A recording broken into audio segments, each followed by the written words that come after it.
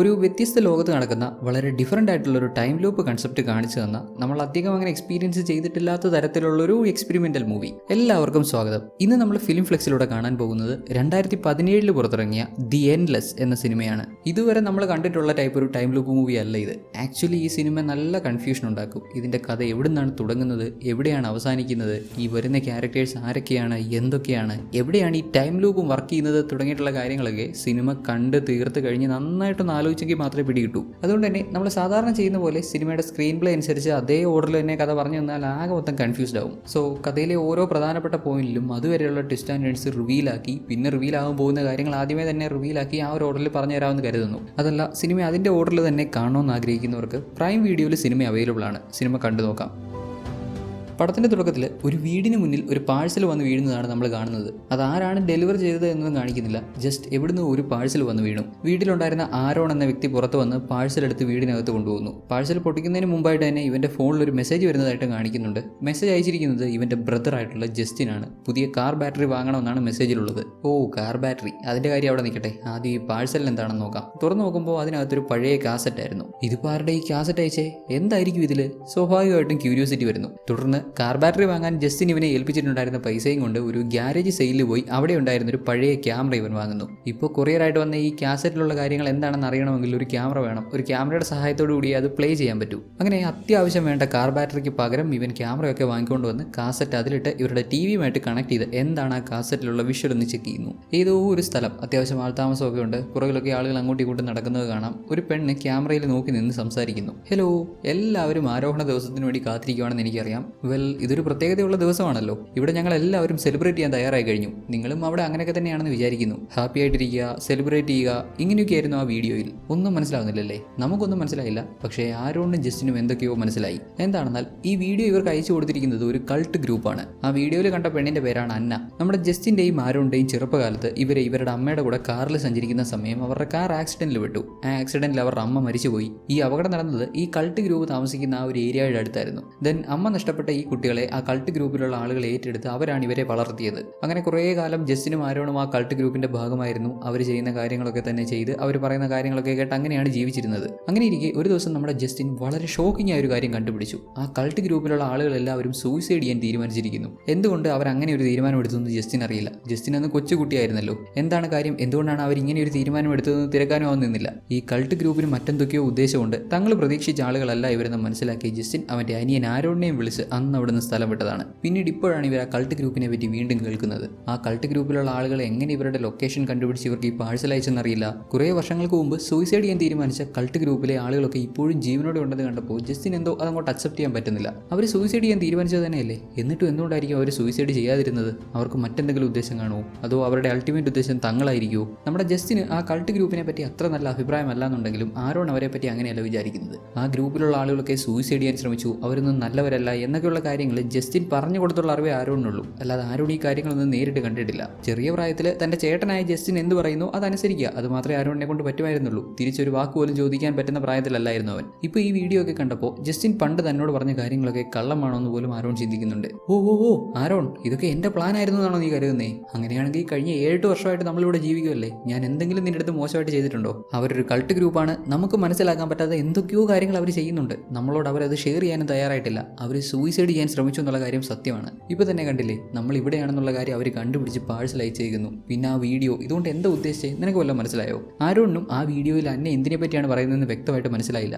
ആരോഹണ ദിവസം അങ്ങനെ ഇങ്ങനെ ഏതാണ്ടൊക്കെ പുള്ളിക്കാർ പറയുന്നു. അതെന്താണെന്ന് ഇവർക്ക് ഒരു ഐഡിയയും ഇല്ല. കാർ ബാറ്ററി വാങ്ങാൻ കൊടുത്ത പൈസയും കൊണ്ട് അവൻ ഈ ക്യാമറ മേടിച്ചുകൊണ്ട് വന്നേക്കുന്നു. വല്ല കാര്യം ഉണ്ടായിരുന്നു എന്നൊക്കെ ചോദിച്ച് ജസ്റ്റിൻ എഴുന്നേറ്റ് പോകുന്നു. ദെൻ അതിനുശേഷം അടുത്ത ദിവസം ഇവർ രണ്ടാളും അവരുടെ ജോലിക്ക് പോകുന്നു. രണ്ടുപേരും ക്ലീനേഴ്സാണ്. വലിയ വലിയ പണക്കാരുടെ വീടുകളൊക്കെ ഇവർ ക്ലീൻ ചെയ്ത് കൊടുക്കും. അങ്ങനെ കിട്ടുന്ന പൈസ കൊണ്ടാണ് ഇവർ ജീവിക്കുന്നത്. സാമ്പത്തികമായി അത്ര സ്റ്റേബിൾ ഒന്നുമല്ല. ഒരുപാട് ബുദ്ധിമുട്ടിലൂടെയാണ് കടന്നു പോകുന്നത്. ഈവൻ ഇവരുടെ കാറിന്റെ പോലും അടവ് പൂർണ്ണമായിട്ട് അടച്ചിട്ടില്ല. ദിവസവും ജോലി ചെയ്യുന്നുണ്ട്. എന്നാൽ നല്ല രീതിയിൽ ജീവിക്കാൻ ആവശ്യമായിട്ടുള്ള പണം പോലും ഉണ്ടാക്കാൻ ഇവരെ കൊണ്ട് സാധിക്കുന്നില്ല. ഇങ്ങനെയുള്ള കാര്യങ്ങൾ, ഇവരുടെ ഇപ്പോഴത്തെ പ്രശ്നങ്ങൾ, ഇതിനെപ്പറ്റിയൊക്കെ ആലോചിച്ചപ്പോൾ നമ്മുടെ ആരോണിന് ഇതിൽ നിന്നൊക്കെ രക്ഷപ്പെടാൻ ഒരു എളുപ്പ വഴി തോന്നി. ജസ്റ്റിൻ, നമുക്ക് ആ കൾട്ട് ഗ്രൂപ്പിലേക്ക് തന്നെ തിരികെ പോയാൽ എന്താ? നീ ഒന്ന് ആലോചിച്ച് നോക്കി. അവർ നമുക്ക് ആവശ്യമുള്ള കാര്യങ്ങളൊക്കെ തന്നിരുന്നു. നമുക്ക് വേണ്ട ഫുഡ്, ഡ്രസ്സ്, ജീവിക്കാൻ ആവശ്യമായിട്ടുള്ള കാര്യങ്ങളൊക്കെ. പിന്നെ അവർ നമ്മളെ ഒരു കാര്യത്തിനും ഫോഴ്സ് ചെയ്തിട്ടില്ലല്ലോ. നമുക്ക് ഇഷ്ടമുള്ള കാര്യങ്ങളൊക്കെ അവിടെ ചെയ്തില്ലായിരുന്നു. ഫിഷിങ്ങിനൊക്കെ പോകാമായിരുന്നു, പറയുന്നു, എന്താ നിന്റെ അഭിപ്രായം? ഓ പിന്നെ അവർ നമുക്ക് ആവശ്യമുള്ള കാര്യങ്ങളൊക്കെ തന്നിട്ടുണ്ട്, പക്ഷേ നമ്മൾ ജീവനോട്ടിരുന്നെങ്കിലല്ലേ കാര്യമുള്ളൂ. അതിന് ആരോൺ അവർ സൂയിസൈഡ് ചെയ്യാൻ തീരുമാനിച്ചു എന്ന് നീ വിചാരിക്കുന്നതല്ലേ? നിനക്കതിന് എന്ത് തെളിവാണുള്ളത്? ഇനി നിന്നോട് ഞാനിത് എങ്ങനെ പറയണം? ഞാൻ നേരിട്ട് കണ്ടതാണ്. അവരുടെ പ്ലാൻ അവരെല്ലാവരും സൂയിസൈഡ് ചെയ്യുക എന്നുള്ളതായിരുന്നു. ശരിയാണ്, ഇപ്പോൾ അവർ ജീവനോടെ ഉണ്ട്, അവർ സൂയിസൈഡ് ചെയ്തിട്ടില്ല, പക്ഷേ അവർ സൂയിസൈഡ് ചെയ്യാൻ പ്ലാൻ ചെയ്തിരുന്നു. അത് ഞാൻ നേരിട്ട് കണ്ടതാണെന്നൊക്കെ പറഞ്ഞ് ജസ്റ്റിൻ ഇങ്ങനെയൊക്കെ ഉറപ്പിച്ച് പറയുന്നുണ്ടെങ്കിലും ആരോൺ ആ ഒരു കൾട്ട് ഗ്രൂപ്പിലേക്ക് തന്നെ തിരികെ പോകണമെന്നാണ് ആഗ്രഹം. എന്നാൽ എങ്ങനെയൊക്കെ ചോദിച്ചിട്ടും ജസ്റ്റിൻ സമ്മതിക്കുന്നില്ലല്ലോ. അതുകൊണ്ട് ആരോൺ എന്ത് ചെയ്യുന്നു, ജസ്റ്റിന്റെ മുടി ഷേപ്പ് ചെയ്യാനായിട്ട് ട്രിമ്മർ എടുത്ത് അവന്റെ ഉച്ചിയിലൂടെ ഒരു വര അങ്ങ് വരഞ്ഞു. സബാഷ്, ഇനിയിപ്പോൾ പറ്റ വെട്ടി കളയേ ഉള്ളു വഴി, വൃത്തികെട്ട കോലത്തിലാക്കി വെച്ചു. ആരോൺ ഇങ്ങനെയൊക്കെ ചെയ്യുന്നത് അവൻ ഒട്ടും ഇഷ്ടപ്പെടാത്ത കാര്യങ്ങൾ ആരെങ്കിലും ചെയ്യുമ്പോഴാണ്. ഇത് മനസ്സിലാക്കുന്ന ജസ്റ്റിൻ ആരോൺ ആ ഒരു കൾട്ട് ഗ്രൂപ്പിലേക്ക് ഒരിക്കൽ കൂടി പോകണമെന്ന് അതിയായി ആഗ്രഹിക്കുന്നു എന്ന് മനസ്സിലാക്കിയിട്ട് ഒരൊറ്റ ദിവസത്തേക്ക് മാത്രം, ഒരു രാത്രി ഒരു പകൽ, ഒരേ ഒരു ദിവസത്തേക്ക് മാത്രം ആ ഒരു കൾട്ട് ഗ്രൂപ്പിന്റെ കൂടെ പോയി അവിടെ സ്റ്റേ ചെയ്യാം, അവരോടൊപ്പം ഒരേ ഒരു ദിവസം മാത്രം സ്റ്റേ ചെയ്യാമെന്ന് സമ്മതിക്കുന്നു. ഇവരിങ്ങനെ സംസാരിക്കുന്ന സമയം മുകളിൽ ആകാശത്തേക്ക് നോക്കുമ്പോൾ ഇവരുടെ തലയ്ക്ക് മുകളിലായിട്ട് കൃത്യം ഒരു വട്ടം വരുന്ന രീതിയിൽ മേഘങ്ങൾ ഫോം ആയിരിക്കുന്നത് കാണുന്നുണ്ട്. ആസ് യൂഷ്വൽ അതിൽ വലിയ പന്തികേടൊന്നുമില്ല, അതൊക്കെ സ്വാഭാവികമായിട്ട് സംഭവിക്കുന്നതായിരിക്കും എന്ന് ഇവർ കരുതുന്നു. അങ്ങനെ നമ്മുടെ ബ്രദേഴ്സ് രണ്ടുപേരും ജസ്റ്റിനും ആരോണും ആ ഒരു കൾട്ട് ഗ്രൂപ്പുള്ള ആ ഒരു സ്ഥലത്തേക്ക് പോകുന്നു. ഈ പോകുന്ന വഴിക്ക് വർഷങ്ങൾക്ക് മുമ്പ് ഇവരും ഇവരുടെ അമ്മയും കൂടെ സഞ്ചരിച്ചപ്പോൾ ഇവരുടെ കാർ ഇടിച്ചൊരു ആക്സിഡന്റ് ഉണ്ടായിട്ടുണ്ടായിരുന്നല്ലോ. ആ ഒരു ആക്സിഡന്റ് ഉണ്ടായ സ്പോട്ടിൽ ഇവർ ഇറങ്ങുന്നുണ്ട്. അവിടെ ഇവരുടെ അമ്മയ്ക്ക് ഒരു മെമ്മോറിയം പോലെയൊക്കെ ഇവർ കുറെ ഫോട്ടോസും മറ്റ് സാധനങ്ങളൊക്കെ കൊണ്ടുവച്ചിട്ടുണ്ടായിരുന്നു. ഇപ്പോൾ വർഷങ്ങൾക്ക് ശേഷം അതേ സ്ഥലത്തൂടെ പാസ് ചെയ്യുമ്പോൾ അവിടെ ഇറങ്ങി ആ ഫോട്ടോസും കാര്യങ്ങളൊക്കെ നോക്കുമ്പോൾ പുതുപുത്തൻ പോലെ അത് അവിടെ ഇരിപ്പുണ്ട്. ഹേയ്, ഇതിങ്ങനെ ശരിയാവും? ഇതിന്റെ ഫ്രെയിം ഒക്കെ കണ്ടില്ലേ? ഇത് പുതിയതാണ്. പുതിയതോ? അതിനൊന്നും ഒരു ചാൻസും ഇല്ല ആരോൺ. നമ്മൾ വരച്ച ഫോട്ടോസ് ആരെങ്കിലും വന്ന് പുതിയ ഫ്രെയിം ഒക്കെ ഇട്ട് ഇവിടെ വെക്കുമെന്ന് തോന്നുന്നുണ്ടോ? അത് നമ്മൾ വെച്ച സാധനം തന്നെയല്ലേ? കണ്ടാലറിയതില്ലേ അത് പഴയ സാധനമാണ്. പഴയതുപോലെ തന്നെയുണ്ട്, പക്ഷെ എന്നാലും ഇതിങ്ങനെ ഇത്ര ക്ലീൻ ആയിട്ട് നമ്മളിവിടെ വെച്ചിട്ട് പോയപ്പോൾ അതേ അവസ്ഥയിൽ തന്നെ ഇരിക്കുന്നു. നേരെ മുകളിൽ ആകാശത്തേക്ക് നോക്കുമ്പോൾ പക്ഷികളൊക്കെ ഒരു പ്രത്യേക ഓർഡറിൽ വട്ടമിട്ട് പറക്കുന്നതായിട്ട് കാണുന്നുണ്ട്. ഇവർക്ക് വലിയ സംശയമൊന്നും തോന്നുന്നില്ല. സാധാരണയായി പ്രകൃതിയിൽ ഇങ്ങനെയൊക്കെ സംഭവിക്കുന്നതാണ്. ഇതുമാത്രമല്ല കേട്ടോ, നമ്മുടെ ജസ്റ്റിന് പെട്ടെന്ന് എന്തോ ഒരു ഇല്യൂഷൻ പോലെ ഉണ്ടാകുന്നുണ്ട്. അവൻ ഏകദേശം റോഡിന്റെ നടുക്കായിട്ടാണ് നിൽക്കുന്നത്. അവന്റെ ഒരു സൈഡിൽ കാണുന്ന അതേ കാഴ്ച തന്നെയാണ് റോഡിന്റെ മറുവശത്തും കാണുന്നത്. അതായത് ഇടത്ത് നോക്കിയാലും വലത്ത് നോക്കിയാലും എക്സാക്ട്ലി സെയിം. ഒരു ചെറിയ കല്ലിൽ പോലും വ്യത്യാസമില്ല. അതായത് ഒരു കണ്ണാടിയിൽ എങ്ങനെ റിഫ്ലക്ഷൻ കാണുമോ അതുപോലെയാണ് ഈ റോഡിന്റെ രണ്ട് സൈഡുകളും. ഇതിപ്പോൾ എന്തുട്ടാ സംഭവം? എന്താ ഇങ്ങനെയെന്നൊക്കെ ഇവൻ ആലോചിച്ച് നിൽക്കുമ്പോൾ തന്നെ പെട്ടെന്നെല്ലാം നോർമൽ ആകുന്നു. ഇവർക്ക് മുന്നോട്ട് പോകാനുള്ള റോഡൊക്കെ അപ്പിയർ ആയി. നമ്മുടെ ജസ്റ്റിന് ആദ്യം സംശയം തോന്നുന്നുണ്ടെങ്കിലും തനിക്ക് തോന്നിയതായിരിക്കും, എന്തെങ്കിലും ഇല്യൂഷൻ വല്ലതും ആയിരിക്കും എന്ന് കരുതി അവർ രണ്ടാളും വീണ്ടും യാത്ര തുടർന്നു. ഈ ജസ്റ്റിന് അത്ര നല്ലതല്ലാത്തൊരു ശീലമുണ്ട്. പുള്ളിക്കാരൻ പറയുന്ന പോലെ തന്നെ കാര്യങ്ങൾ നടക്കണം. ആരോട് എന്തെങ്കിലും കാര്യം ആവശ്യപ്പെട്ട് കഴിഞ്ഞാൽ ജസ്റ്റിൻ പെട്ടെന്നൊന്നും സമ്മതിക്കാറില്ല. അതിപ്പോൾ ചെറിയ കാര്യമാണെങ്കിലും വലിയ കാര്യമാണെങ്കിലും ജസ്റ്റിൻ എന്തോ ഒരു ലീഡറിന്റെ ഒക്കെ കൂട്ടാണ് ആരോണിനോട് പലപ്പോഴും പെരുമാറുന്നത്. ഈ യാത്രയിൽ തന്നെ പലതവണ ആരോൺ താൻ കാർ ഓടിക്കാം, ജസ്റ്റിൻ റെസ്റ്റ് എടുത്തു എന്നൊക്കെ പറഞ്ഞ് പറയുന്നുണ്ടെങ്കിലും ജസ്റ്റിൻ സമ്മതിക്കുന്നില്ല. ജസ്റ്റിന് കാർ ഓടിച്ചേ പറ്റൂ എന്നുള്ള വാശിയിലാണ്. ഇങ്ങനെ ഇവർ ആ ഒരു കൾട്ട് ഗ്രൂപ്പ് താമസിക്കുന്ന ആ ഒരു സ്ഥലത്തേക്ക് പോയിക്കൊണ്ടിരിക്കുമ്പോൾ വഴിയിലൂടെ ഒരു മനുഷ്യൻ വളരെ വേഗത്തിൽ നടന്നു പോകുന്നതായിട്ട് കാണുന്നുണ്ട്. ഇതെന്താ സംഭവം?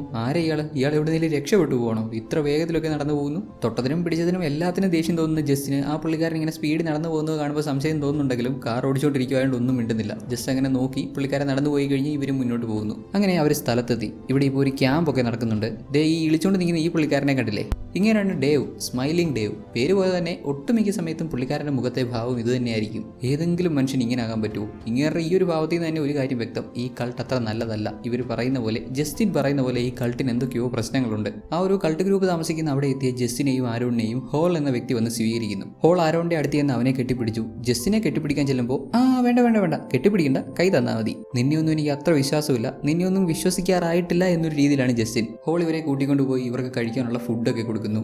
ഈ പുള്ളിക്കാരനാണ് ടിം. നമ്മുടെ ജസ്റ്റിന്റെയും ആരോണിന്റെയും ഒക്കെ ചെറുപ്പകാലത്ത് അവർക്ക് വേണ്ട കാര്യങ്ങളൊക്കെ ചെയ്തു കൊടുത്തിട്ടുള്ള ആളുകളാണ് ഇവര്. ഇവന്റെ പേര് ഷെയ്ൻ. അവന്റെ കൂടെയുള്ള ഈ പെണ്ണ് അന്ന. നമ്മുടെ ആരോണിനൊക്കെ തുടക്കത്തിൽ കിട്ടിയ ആ ഒരു വീഡിയോ കാസറ്റിൽ കണ്ട അതേ സ്ത്രീ. ഹേയ് ആരോൺ, എന്തൊക്കെയുണ്ട്? നിനക്കെന്നെ മനസ്സിലായോ? എന്നെ ഓർമ്മയുണ്ടോ എന്ന് അന്ന ചോദിക്കുമ്പോൾ ഞാൻ നിങ്ങളെ ഓർക്കുന്നു എന്ന് നമ്മുടെ ആരോണും പറയും.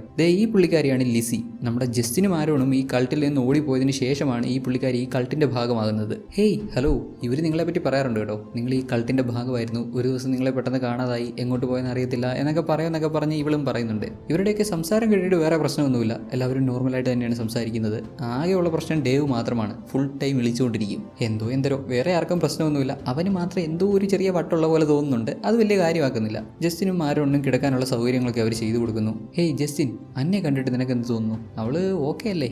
നീ വളഞ്ഞു മൂക്കി പിടിക്കണ്ട, എനിക്ക് കാര്യം മനസ്സിലായി. അവൾ നിന്നേക്കാൾ 20 വയസ്സ് മൂത്തതാണ്. നോ വേ, എന്നേക്കാൾ 20 വയസ്സ് മൂത്തതോ? കണ്ടാ പറയില്ല കേട്ടോ, കണ്ടാ തോന്നിക്കത്തില്ലെന്നേ ഉള്ളൂ. മിനിമം ഒരു 40 വയസ്സെങ്കിലും കാണും അവൾക്ക്. നമ്മുടെ ജസ്റ്റിനും ആരോണിനും വേണ്ടി ഇവർ കൊടുത്തിരിക്കുന്ന മുറിയിൽ ഒരു സ്റ്റിക്കറൊക്കെ ഒട്ടിച്ച് വെച്ചിട്ടുണ്ട്. അതിൽ പ്ലീസ് ബി ക്വയറ്റ് എന്ന് എഴുതിയിട്ടുമുണ്ട്. ദെൻ അതിനൊക്കെ ശേഷം നമ്മുടെ ജസ്റ്റിൻ പുറത്തോടൊക്കെ ഒന്ന് ഓടാൻ പോകുന്നു.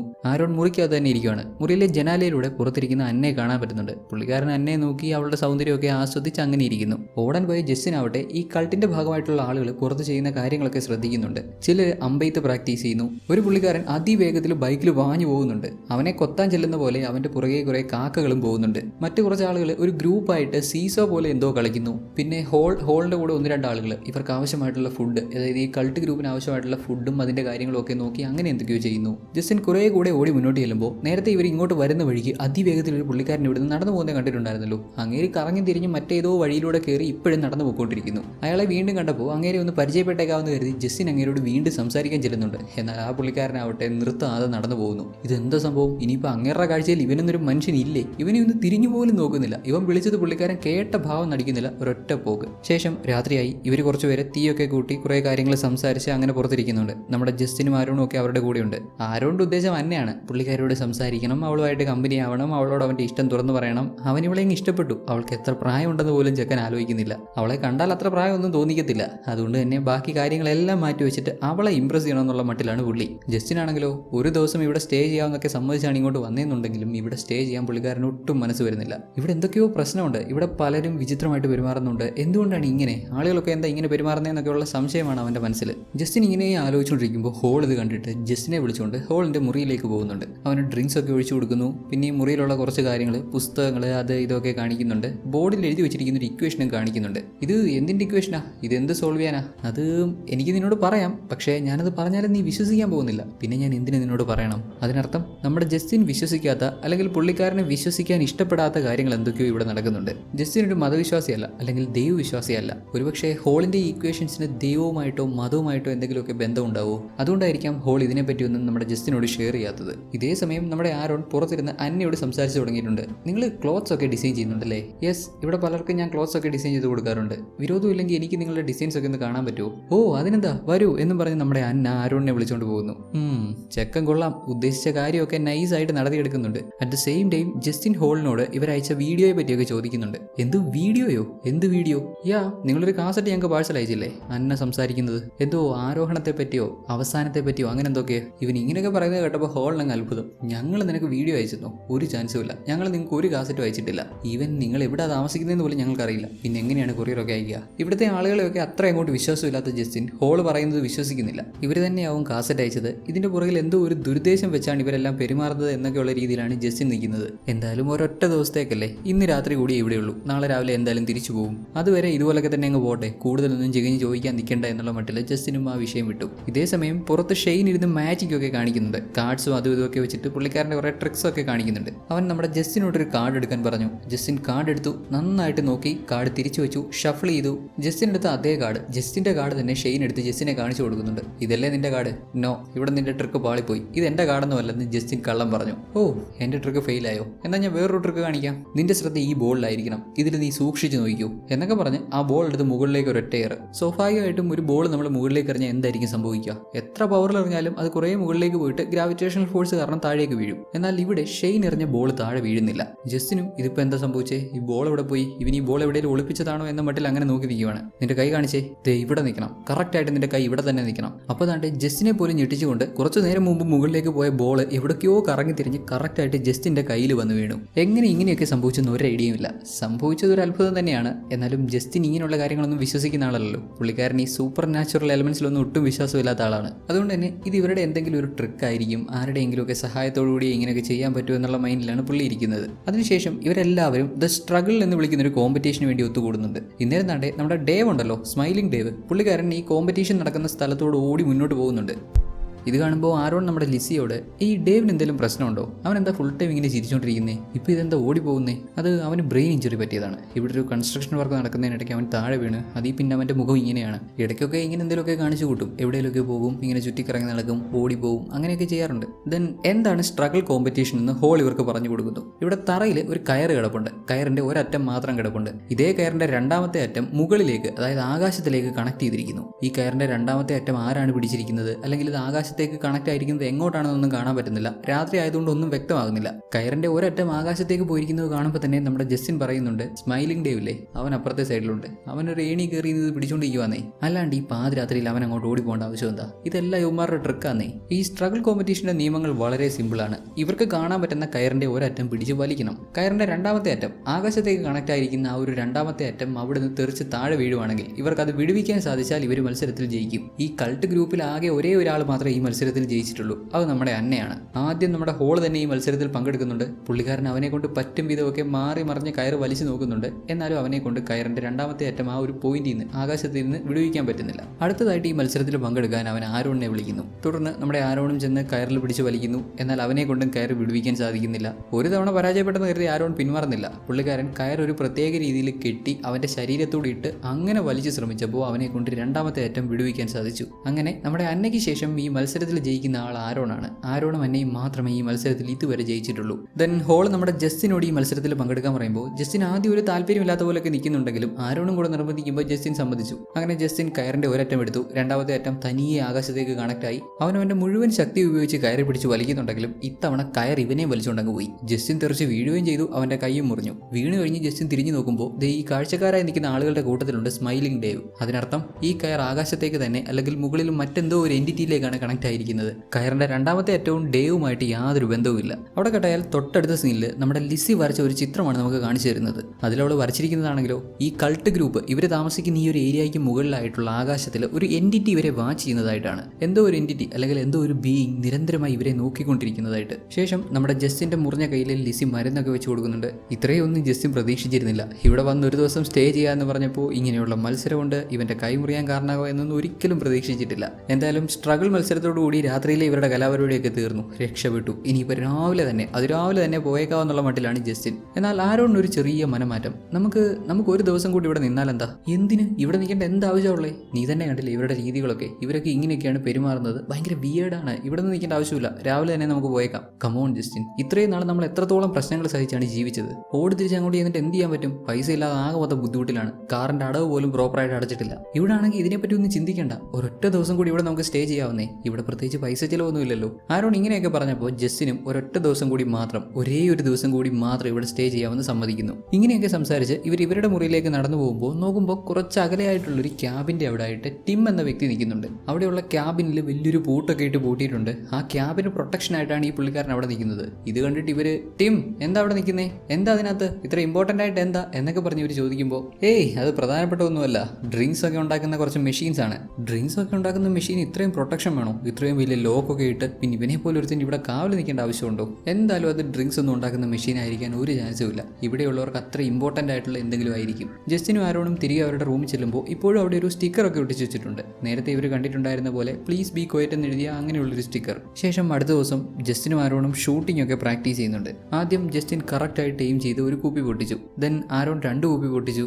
ജസ്റ്റിൻ വീണ്ടും ഷൂട്ട് ചെയ്യാൻ ശ്രമിക്കുമ്പോൾ ഇവൻ ഷൂട്ട് ചെയ്യുന്ന ബുള്ളറ്റ് ഒന്നും കുപ്പിയിൽ കൊള്ളുന്നില്ല. പെർഫെക്റ്റ് ആയിട്ട് എയിം ചെയ്ത് കറക്റ്റ് കുപ്പിയിൽ തന്നെ കൊള്ളും എന്ന രീതിയിൽ അത്ര പെർഫെക്റ്റ് ആയിട്ട് ഷൂട്ട് ചെയ്തിട്ട് പോലും കുപ്പി പൊട്ടുന്നില്ല. ഇതെന്തുട്ട സംഭവം? ബുള്ളറ്റ് ഇത് ഏതുവഴിയാ പോകുന്നത്? കുപ്പിയുടെ അടുത്തോടൊന്നും ബുള്ളറ്റ് പോകുന്നതായിട്ട് പോലും തോന്നുന്നില്ല. ഇതെന്തുട്ട സംഭവം എന്നറിയാതെ ജസ്റ്റിൻ ഇങ്ങനെ നോക്കുമ്പോഴാവട്ടെ അവൻ ഷൂട്ട് ചെയ്ത ആ ഒരു പോയിന്റിൽ നിന്ന് 2 അടി മാത്രം മുന്നോട്ട് മാറി അവിടെ ഒരു ബുള്ളറ്റ് വീണ് കിടക്കുന്നു. അതെടുത്ത് നോക്കുമ്പോൾ ബുള്ളറ്റിന് നല്ല ചൂടുണ്ട്. ജസ്റ്റിൻ ഇപ്പോൾ ഷൂട്ട് ചെയ്ത അതേ ബുള്ളറ്റ് തന്നെയാണ്. ഈ ബുള്ളറ്റ് ഹാർഡായിട്ടുള്ള ഏതോ ഒരു പ്രതലത്തിൽ കൊണ്ടിട്ടുണ്ട്. നല്ല കട്ടിയുള്ള എന്തിനോ ഈ ബുള്ളറ്റ് കൊണ്ടിട്ടുണ്ട്. ഇതിനെ തുളയ്ക്കാൻ പറ്റാത്ത അത്ര കട്ടിയുള്ള എന്തിനോ ഇത് കൊണ്ടിട്ട് അതിന്റെ മുൻവശം ചളുങ്ങിയിട്ടുമുണ്ട്. എന്നാൽ ഈ ബുള്ളറ്റിനെ പോലും ഇങ്ങനെ ചളുക്കാൻ പറ്റിയ അത്ര ഹാർഡായിട്ടുള്ള ഒരു സംഭവം ഈ ഏരിയയിലെങ്ങും കാണാനില്ല. ഇവിടെ ആകെയുള്ളത് കുറെ ചെടികൾ, മരങ്ങൾ, തടി, മണ്ണ്, പിന്നെ ഇവർ ഷൂട്ട് ചെയ്ത് പൊട്ടിക്കാൻ വെച്ചിരിക്കുന്ന കുപ്പി. ഇതിനൊന്നിനും ബുള്ളറ്റിനെ ചളുക്കാനുള്ള അത്ര പവറില്ല. ബുള്ളറ്റ് ഇവയൊക്കെ തുളച്ച് കയറിപ്പോവും. എന്നിട്ടും എന്തുകൊണ്ടാണ് ഇങ്ങനെ സംഭവിച്ചത്? ബുള്ളറ്റ് എവിടെ തട്ടിയാണ് ഈ ചളുങ്ങിയത്? ഇവിടുത്തെ സംഭവങ്ങളൊക്കെ വളരെ വിചിത്രമാണെന്ന് പ്രത്യേകം പറയേണ്ട ആവശ്യമില്ലല്ലോ. ഇങ്ങനെയൊക്കെയുള്ള കാര്യങ്ങൾ കാണേണ്ടി വരും. ജസ്റ്റിന് ഇതൊക്കെ മനസ്സിലാവുന്നുണ്ട്. പക്ഷേ ആരോൺ ഇതൊന്നും മനസ്സിലാവുന്ന മട്ടില്ല. പുള്ളിക്കാരൻ ഇവിടെ അങ്ങ് സ്റ്റേ ചെയ്യാവുന്നുള്ള മട്ടിലാണ്. അവന്റെ ഉദ്ദേശം അന്നയാണ്.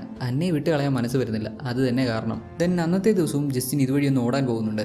ഇത്തവണയും ഓടാൻ പോകുമ്പോൾ നേരത്തെ ഇവർ 2 തവണ കണ്ടിട്ടുണ്ടായിരുന്ന വേഗത്തിൽ നടന്നു പോകുന്ന ആ പുള്ളിക്കാരനെ കാണുന്നു. ഹേയ് മാൻ, തനിക്ക് എന്നെ ഓർമ്മയുണ്ടോ? നമ്മൾ നേരത്തെ 2 തവണ കണ്ടിട്ടുണ്ടായിരുന്നു. അങ്ങേർക്ക് യാതൊരു മൈൻഡും ഇല്ല. ജസ്റ്റിൻ എന്നൊരാൾ അങ്ങേറെ ലോകത്തില്ലാത്ത പോലെ പുള്ളിക്കാരൻ ഒരു മൈൻഡും ഇല്ലാതെ അവിടെ നടന്നു പോകുന്നു. ജസ്റ്റിൻ ഓടി അങ്ങേരുടെ പുറകെ ചെല്ലുമ്പോൾ അങ്ങേരെ കാണാനില്ല. ഷെടാ, ഇയാളിത് എവിടെ പോയി? ഇയാളിത് എങ്ങോട്ടാണ് അപ്രത്യക്ഷമായി പോയത്? ചുറ്റും നോക്കുമ്പോൾ ആകെ മൊത്തം നശിച്ച് കീറി ഒരു പരവുമായിട്ടുള്ള ഒരു ഷൂ മാത്രമാണ് ജസ്റ്റിൻ അവിടുന്ന് കിട്ടുന്നത്. എന്താ സംഭവിക്കുന്നതെന്നറിയാതെ ജസ്റ്റിനും കുറെ കൂടെ മുന്നോട്ട് ഓടി ചെല്ലുമ്പോൾ എന്തോ ഒരു ഭൂമികുലുക്കം ഉണ്ടാകുന്ന പോലെ ചെറിയ അനക്കങ്ങളൊക്കെ ഉണ്ടാകുന്നുണ്ട്. ഒരു ഐഡിയ ഇല്ലാത്ത പുള്ളിക്കാരൻ ഇങ്ങനെ നോക്കി നിൽക്കുവേ ഇവന്റെ കൺമുന്നിൽ വെച്ച് സൂര്യൻ ഫ്ലാഷ് ലൈറ്റ് അടിക്കുന്നതിൻ്റെ കൂട്ട് പെട്ടെന്ന് ഓഫായി ഓൺ ആകുന്നു. എന്താണ് ഇത്? സൂര്യൻ ഫോട്ടോ എടുക്കുന്നു. താഴെ നോക്കുമ്പോഴോ കുറെ ഫോട്ടോ താഴെ വീണ് കിടക്കുന്നു. ജസ്റ്റിൻ ഒരുമാതിരി അങ്ങ് വല്ലാണ്ടായി. ഇതെന്ത് പണ്ടാരമാണിത്? സൂര്യൻ പെട്ടെന്ന് ബ്ലിങ്ക് ആവുന്നു, താഴെ കുറെ ഫോട്ടോ വീണ് കിടക്കുന്നു. ഇവനും ആകെ മൊത്തം അങ്ങ് പേടിയായി. അതുകൊണ്ട് തന്നെ അവിടെ വീണ ഫോട്ടോകളിൽ ഒരെണ്ണം എടുത്തിട്ട് അവിടെ ഓടി പോകുന്നു. ഉടനെ ക്യാമറ നേരെ തിരിഞ്ഞ് നമുക്ക് അവിടെയുള്ള ഒരു ഷെഡും ആ ഷെഡിന്റെ പുറത്തായിട്ട് വെച്ചിരിക്കുന്ന ഒരു ക്ലോക്കുമാണ് കാണിച്ചു തരുന്നത്. ഈ ക്ലോക്കിനൊരു പ്രത്യേകതയുണ്ട്. ഓരോ 5 സെക്കൻഡ് കഴിയുമ്പോഴും ഇത് തനിയെ റീസെറ്റ് ആവും. 5 സെക്കൻഡ് റൺ ആവുന്നു,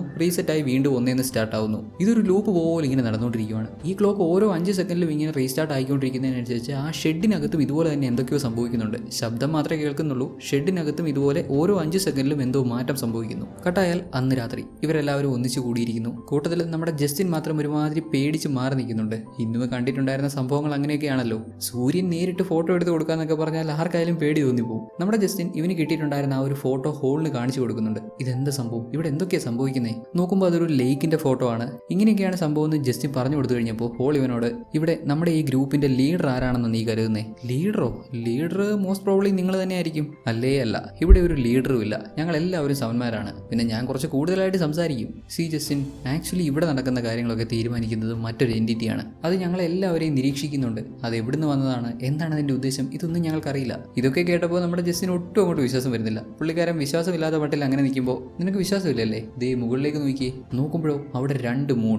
ഭൂമിക്ക് ഒരൊറ്റ മൂണല്ലേ ഉള്ളൂ. ഒരൊറ്റ മൂൺ മാത്രമല്ലേ ആകാശത്ത് കാണാൻ പാടുള്ളൂ. ഇതെന്തുകൊണ്ടാണ് 2 മൂൺ കാണുന്നത്? എന്തോ എനിക്കറിയില്ല. നീ എന്റെ മുറിയിൽ കുറച്ച് ഇക്വേഷൻസ് കണ്ടില്ലേ? അതൊക്കെ സോൾവ് ചെയ്താൽ ഒരുപക്ഷെ ഇതിനുള്ള ഉത്തരം കിട്ടിയേക്കും. ഒരുപക്ഷെ യഥാർത്ഥത്തിൽ അവിടെ 2 മൂൺ ഉണ്ടായേക്കാം. അതല്ലെങ്കിൽ എന്തെങ്കിലും തരത്തിലുള്ള റിഫ്ലക്ഷൻ ആയിരിക്കും. ചിലപ്പോൾ നമ്മളൊക്കെ സങ്കല്പിക്കുന്നതാണെങ്കിലോ അല്ലെങ്കിൽ എന്തെങ്കിലും ഇല്യൂഷൻസ് ആണെങ്കിലോ. അപ്പോൾ ചുരുക്കം പറഞ്ഞാൽ ഈ ഹോളിനും ഇവിടെ നടക്കുന്നത് എന്താണെന്ന് വ്യക്തമായ ഒരു ഐഡിയ ഇല്ല. എന്തായാലും ഇവിടെ എന്തൊക്കെയോ മാറ്റം സംഭവിക്കുന്നുണ്ട്. ഇതൊക്കെ എന്തുകൊണ്ട് സംഭവിക്കുന്നു? ആരെങ്കിലും നിയന്ത്രിക്കുന്നതാണോ? ആരെങ്കിലും മുകളിലിരുന്ന് തങ്ങളെ നോക്കുന്നുണ്ടോ? എന്നു മുതലാണ് സൂര്യനൊക്കെ ഫോട്ടോ എടുക്കാൻ പഠിച്ചത്? ഇമാതിരി ഒരുപാട് ചോദ്യങ്ങൾ ബാക്കിയാണ്. ഇപ്പോൾ ആകെയുള്ള ക്ലൂ നമ്മുടെ ജസ്റ്റിന് കിട്ടിയ ഫോട്ടോ മാത്രമാണ്. ആ ഫോട്ടോയിൽ കാണുന്ന ലേക്കിലേക്ക് പോയാൽ എന്തെങ്കിലും ക്ലൂ കിട്ടാനുള്ള സാധ്യതയുണ്ടെന്നും ഹോൾ പറയുന്നുണ്ട്. തൊട്ടപ്പുറത്തുണ്ട് ആരോണും അന്നയും. രണ്ടുപേരും നല്ല സുഹൃത്തുക്കളായി കഴിഞ്ഞു. രാത്രി ഇങ്ങനെ തീയൊക്കെ കാഞ്ഞിരിക്കുമ്പോൾ നമ്മുടെ അന്ന ഒരു ചുവന്ന പൂവെടുത്ത് അത് കത്തിച്ച് അതിന്റെ പുക അവളും ശ്വസിക്കുന്നുണ്ട്, ആരോണും കൊടുക്കുന്നുണ്ട്. എന്തോ ഒരു തരത്തിലുള്ള ലഹരിയാണ്. രണ്ടുപേരും അതൊക്കെ ശ്വസിച്ച് ഒരുമാതിരി ഉന്മാദാവസ്ഥയിൽ അങ്ങനെ ഇരിക്കുന്നു. തൊട്ടപ്പുറത്ത് നമ്മുടെ ലിസി ഒരു പടം വരയ്ക്കുന്നുണ്ട്. പുള്ളിക്കാരി ഇത്തവണ വരയ്ക്കുന്നത് കയ്യിൽ തോക്കൊക്കെ പിടിച്ചുകൊണ്ടിരിക്കുന്ന ഒരു വ്യക്തി അങ്ങേരുടെ ശരീരത്ത് കൂടി തീ കത്തുന്നതായിട്ടാണ്. ഇതിനൊക്കെ എന്തെങ്കിലും വലിയ വലിയ അർത്ഥങ്ങൾ കാണും. അല്ലെങ്കിൽ ഒരുപക്ഷെ ഫ്യൂച്ചറിൽ സംഭവിക്കാനുള്ള കാര്യങ്ങളായിരിക്കാം. ചിലപ്പോൾ ഓൾറെഡി സംഭവിച്ച് കഴിഞ്ഞ കാര്യങ്ങളായിരിക്കാം. എന്തായാലും ലിസി നല്ല ഡീറ്റെയിൽ ആയിട്ട് തന്നെ അങ്ങനെയുള്ള ചിത്രങ്ങളൊക്കെ വരയ്ക്കുന്നുണ്ട്. ഇങ്ങനെ ഇവരെല്ലാം കൂട്ടമായിട്ടിരിക്കുന്ന അവിടുന്ന് കുറച്ചങ്ങോട്ട് മാറി കുറച്ച് ദൂരത്തായിട്ട് ഒരു സ്ത്രീ ഒറ്റയ്ക്ക് വന്നിരുന്ന് കരയുന്നതായിട്ട് നമ്മുടെ ജസ്റ്റിൻ കാണുന്നുണ്ട്. എന്താ അവളുടെ പ്രശ്നം? അവൾ എന്തിനാ ഇങ്ങനെ ഇരുന്ന് കരയുന്നതെന്ന് അറിയാനായിട്ട് ജസ്റ്റിൻ അവളുടെ അടുത്ത് ചെല്ലുന്നു. അറ്റ് ദ സെയിം ടൈം അന്നയുടെ കൂടെ നടക്കാൻ പോയിട്ടുണ്ടായിരുന്ന നമ്മുടെ ആരോൺ അവിടെയുള്ള ഒരു കാഴ്ച കണ്ട് ഞെട്ടിത്തെറിച്ച് നിൽക്കുവാണ്. എന്താണെന്നാൽ ഈ കൾട്ട് ഗ്രൂപ്പ് താമസിക്കുന്ന ഈ ഏരിയയിൽ വലിയ മിറർ പോലെ ഒരു വസ്തുണ്ട്. മിറേഴ്സ് എന്താണ് ചെയ്യുന്നത്? എല്ലാത്തിനെയും റിഫ്ലക്ട് ചെയ്യും. ഇവിടെയുള്ള എല്ലാത്തിനെയും ഈ മിറർ റിഫ്ലക്ട് ചെയ്യുന്നുണ്ട്. നേരത്തെ നമ്മുടെ ജസ്റ്റിൻ 2 മൂൺ കാണുന്നുണ്ടായിരുന്നല്ലോ. ഒരൊറ്റ മൂൺ മാത്രമേ ഉള്ളൂ. ഒരെണ്ണം മറ്റതിന്റെ റിഫ്ലക്ഷൻ ആണ്. എന്നിട്ട് എന്തുകൊണ്ട് ജസ്റ്റിനൊക്കെ അത് മനസ്സിലായില്ല? അതൊരു മിററാണ്, റിഫ്ലക്ഷൻ ആണെന്ന് അവർക്ക് മനസ്സിലാക്കാൻ പറ്റിയില്ല. അതിന് കാരണം നമ്മുടെ അന്ന ഇപ്പോൾ ആരോണിന് ഒരു പ്രത്യേക ഡ്രഗ് കൊടുത്തിട്ടുണ്ടായിരുന്നല്ലോ. ആ ഒരു ഡ്രഗ് ശ്വസിച്ചിട്ടുള്ളവർക്ക് മാത്രമേ ഈ മിറർ കാണാൻ പറ്റൂ. ഈ മിറർ ബാക്കിയുള്ളവർക്ക് വിസിബിൾ ആവത്തില്ല. ഇപ്പോഴാണ് കാര്യങ്ങളൊക്കെ കുറച്ചുകൂടെ സെൻസ് മേക്കിംഗ് ആവുന്നത്. നേരത്തെ നമ്മുടെ ജസ്റ്റിനും ആരോണും കൂടെ ഷൂട്ടിങ്ങിനൊക്കെ പോയപ്പോൾ ജസ്റ്റിൻ ഷൂട്ട് ചെയ്ത ബുള്ളറ്റ് ചളങ്ങി പോകുന്നുണ്ടായിരുന്നല്ലോ. അത് ആക്ച്വലി ഈ മിററിൽ കൊണ്ടാണ് ചളങ്ങിയത്. ആ സമയത്ത് ഇവർ രണ്ടാളും ഈ ഡ്രഗ് ശ്വസിച്ചിട്ടില്ലാത്തതുകൊണ്ട് അവർക്ക് ഈ മിറർ വിസിബിൾ ആയില്ല. കഥയുടെ തുടക്കത്തിൽ നമ്മുടെ ജസ്റ്റിനും ആരോണും ഈ ഒരു കൾട്ട് ഗ്രൂപ്പുള്ള ഏരിയയിലേക്ക് വന്നുകൊണ്ടിരിക്കുമ്പോൾ ജസ്റ്റിന്റെ ഇടത് സൈഡിലും വലത് സൈഡിലും ഒരേപോലെ തന്നെ അവന് തോന്നിയിട്ടുണ്ടായിരുന്നല്ലോ. അതായത് അങ്ങോട്ട് നോക്കിയാലും ഒരേപോലെയുള്ള വഴി, ഇങ്ങോട്ട് നോക്കിയാലും ഒരേപോലെയുള്ള വഴി. അതെല്ലാം ഈ ഒരു വലിയ മിറർ കാരണം സംഭവിച്ചതാണ്. അതായത് ഈ കൾട്ട് ഗ്രൂപ്പ് താമസിക്കുന്ന ഇവരുടെ ഈ ഏരിയയ്ക്ക് ചുറ്റുപാടായിട്ട് ഇങ്ങനെയുള്ള വലിയ മിറേഴ്സ് ഉണ്ട്. എന്നാൽ ഇവിടെ ശ്രദ്ധിക്കേണ്ട വളരെ പ്രധാനപ്പെട്ട കാര്യം, ഈ മിറേഴ്സിൽ ഇവിടെയുള്ള ആളുകളുടെ ആരുടെയും റിഫ്ലക്ഷൻ ഉണ്ടാവുന്നില്ല എന്നുള്ളതാണ്. ചില സമയത്ത് ചില പെർട്ടിക്കുലർ ഒബ്ജക്റ്റുകളുടെ റിഫ്ലക്ഷൻ മാത്രമേ ഈ മിറർ കാണിക്കുന്നുള്ളൂ. എന്തുകൊണ്ടായിരിക്കും അങ്ങനെ? എന്തായിരിക്കും ഈ മിററിനെ കൺട്രോൾ ചെയ്യുക എന്ന വലിയൊരു ചോദ്യവും ആരോണിന്റെ മനസ്സിൽ വരുന്നുണ്ട്. ഇന്നേരം നമ്മുടെ ജസ്റ്റിൻ അവിടെ കരഞ്ഞുകൊണ്ടിരുന്ന ആ ഒരു സ്ത്രീയുടെ അടുത്ത് നിന്ന് സംസാരിക്കുവാണ്. ഈ പുള്ളിക്കാരിയുടെ പേര് ജെനിഫർ. ഇവിടെയുള്ള ആളുകളൊക്കെ ഭയങ്കര ഡിഫറൻ്റ് ആണ്. അവരെപ്പോഴും ഇങ്ങനെ ശബ്ദം ഉണ്ടാക്കിക്കൊണ്ടിരിക്കും. അതുകൊണ്ട് ഇവൾക്ക് സ്വസ്ഥമായിട്ട് ഉറങ്ങാൻ പറ്റുന്നില്ലെന്നൊക്കെയാണ് ഇവൾ പറയുന്നത്. ഇവിടെയുള്ള എല്ലാവരോടും മിണ്ടാതിരിക്കാനൊക്കെ ആവശ്യപ്പെട്ട് ഇവളായിരുന്നു പലയിടത്തും സ്റ്റിക്കർ ഒട്ടിച്ചു വെച്ചിരുന്നത്. നമ്മുടെ ജസ്റ്റിൻ്റെയൊക്കെ മുറിയിൽ നിന്ന് 2 തവണ അവർക്ക് സ്റ്റിക്കർ കിട്ടുന്നുണ്ടായിരുന്നല്ലോ. മിണ്ടാതിരിക്കണം, ദയവ് ചെയ്ത് ആരും ശബ്ദം ഉണ്ടാക്കരുത് എന്നൊക്കെ പറഞ്ഞിട്ട് ഇവൾ പലയിടത്ത് ഇങ്ങനെ സ്റ്റിക്കേഴ്സ് ഒട്ടിച്ച് വെച്ചിട്ടുണ്ടായിരുന്നു. എന്നാൽ ഇവരാരും ഇത് കേൾക്കുന്നില്ല. അവൾക്ക് സ്വസ്ഥമായിട്ട് ഉറങ്ങാൻ പറ്റുന്നില്ല എന്നൊക്കെ പറഞ്ഞിട്ട് അവൾ ഇങ്ങനെ പൊട്ടിക്കരയുന്നു. അല്ല, നിനക്കിവിടെ ബുദ്ധിമുട്ടാണെങ്കിൽ നിനക്ക് ഇവിടെ നിന്ന് തിരിച്ചു പോയിക്കൂടെ? എന്തിനാ ഇവിടെ സ്റ്റേ ചെയ്യുന്നേ? സംഭവം എന്താണെന്നാൽ ഈ ജെനിഫറിന്റെ ഹസ്ബൻഡിനെ ഈ പ്രദേശത്ത് എവിടെയോ വെച്ച് കാണാതായി. അവളുടെ ഹസ്ബൻഡിന് എന്താണ് സംഭവിച്ചതെന്ന് അറിയാനായിട്ടാണ് പുള്ളിക്കാരി ഇങ്ങോട്ട് വന്നത്. ഇവിടെ വന്നപ്പോൾ ഹാളിനെ ഇവൾ കണ്ടുപിട്ടി. ഹാൾ ഇവളെ സഹായിക്കാമെന്ന് പറഞ്ഞു. കുറേയായി ഹാൾ ഇവളെ ഹെൽപ്പ് ചെയ്യുന്നുണ്ട്. ഇവളുടെ ഹസ്ബൻഡിനെ അവർ തിരയുന്നുണ്ട്. പക്ഷേ ഇതുവരെയും അദ്ദേഹത്തെ കണ്ടുപിടിക്കാൻ സാധിച്ചിട്ടില്ല. അധികം വൈകാതെ അദ്ദേഹത്തെ കണ്ടുപിടിക്കാൻ പറ്റുമെന്നുള്ള പ്രതീക്ഷയിലാണ് ഇവൾ ഇപ്പോഴും ഇവിടെ സ്റ്റേ ചെയ്യുന്നത്. ഇപ്പോൾ അതിനേക്കാളൊക്കെ ഏറ്റവും വലിയ പ്രശ്നം പുള്ളിക്കാരി നേരമണ്ണം ഉറങ്ങിയിട്ട് കുറച്ച് നാളായിരുന്നേ. ഇവിടെയുള്ള ആളുകൾ രാത്രിയിലൊന്നും ഉറങ്ങാറില്ലെന്ന്. അവർ ഫുൾ ടൈം ഇങ്ങനെ പാർട്ടി അത് ഇത് അല്ലെങ്കിൽ ഇങ്ങനെ പുറത്ത് തീയൊക്കെ കാഞ്ഞിരുന്ന് അങ്ങനെ എന്തെങ്കിലും ചെയ്തുകൊണ്ടിരിക്കുകയായിരിക്കും. അതുകൊണ്ട് തനിക്ക് ഉറങ്ങാൻ പറ്റുന്നില്ലെന്നുള്ള പരാതിയിലാണ് ജെനിഫർ. ദെൻ അതിനൊക്കെ ശേഷം അടുത്ത ദിവസം നമ്മുടെ ജസ്റ്റിനും ആരോണും കൂടെ ലേക്കിൽ ഫിഷിങ്ങിന് പോകുന്നുണ്ട്. കഴിഞ്ഞ ദിവസം നമ്മുടെ ജസ്റ്റിന് ഈ ലേക്കിന്റെ ഫോട്ടോ ആയിരുന്നല്ലോ കിട്ടിയിരുന്നത്. ഇനിയൊരു പക്ഷേ ഈ ലേക്കിൽ എന്തെങ്കിലും ക്ലൂ അവശേഷിക്കുന്നുണ്ടോ? അവൻ ഒട്ടും സമയം കളയുന്നില്ല. ഡ്രസ്സൊക്കെ ഊരിക്കളഞ്ഞ് നേരെ ലേക്കിൽ ചാടി. അങ്ങനെ ലേക്ക് തിരിഞ്ഞപ്പോൾ അതിന്റെ അടുത്തട്ടി ഇന്ന് പുള്ളിക്കാരൻ ഒരു ബോക്സ് കിട്ടി. അത് ചെക്കുമ്പോഴാവട്ടെ അതിനകത്ത് കുറെ കല്ലുകളും മറ്റൊക്കെ ആയിരുന്നു. ഈ പെട്ടി അങ്ങ് താണു പോകാനായിട്ട് ആയിരിക്കും ഇട്ടതാണ്. കല്ലുകളല്ലാതെ ആ പെട്ടിക്കകത്തുണ്ടായിരുന്നത് ഒരു ടേപ്പാണ്. കഥയുടെ തുടക്കത്തിൽ ഇവർക്കൊരു ടേപ്പ് കിട്ടിയിട്ടുണ്ടായിരുന്നല്ലോ, ആ വീഡിയോ ഉള്ള ടേപ്പ്, അതുപോലത്തെ ഒരെണ്ണം. ഇത് അടുത്ത ടേപ്പോ? എന്തായാലും ഇനി നമുക്ക് ഇവിടെ സ്റ്റേ ചെയ്യാൻ പറ്റത്തില്ല. ഇന്നും കൂടെ സ്റ്റേ ചെയ്യാമെന്ന് ഞാൻ പറഞ്ഞത്. ബാ, നമുക്ക് പോയേക്കാം. അതിനാരോണാവട്ടെ, ഇല്ല ജസ്റ്റിൻ, ഞാൻ ഇവിടെ വിട്ട് വരുന്നില്ല. എനിക്ക് ഇവിടെ നിൽക്കാനാ താല്പര്യം. നിന്റെ താല്പര്യം ആരിലാണെന്നൊക്കെ നമുക്ക് മനസ്സിലാവുന്നുണ്ട്. എന്നാലും ഈ നിഗൂഢത പിടിച്ച സ്ഥലത്ത് നിൽക്കുന്നത് അത്ര സേഫ് അല്ല.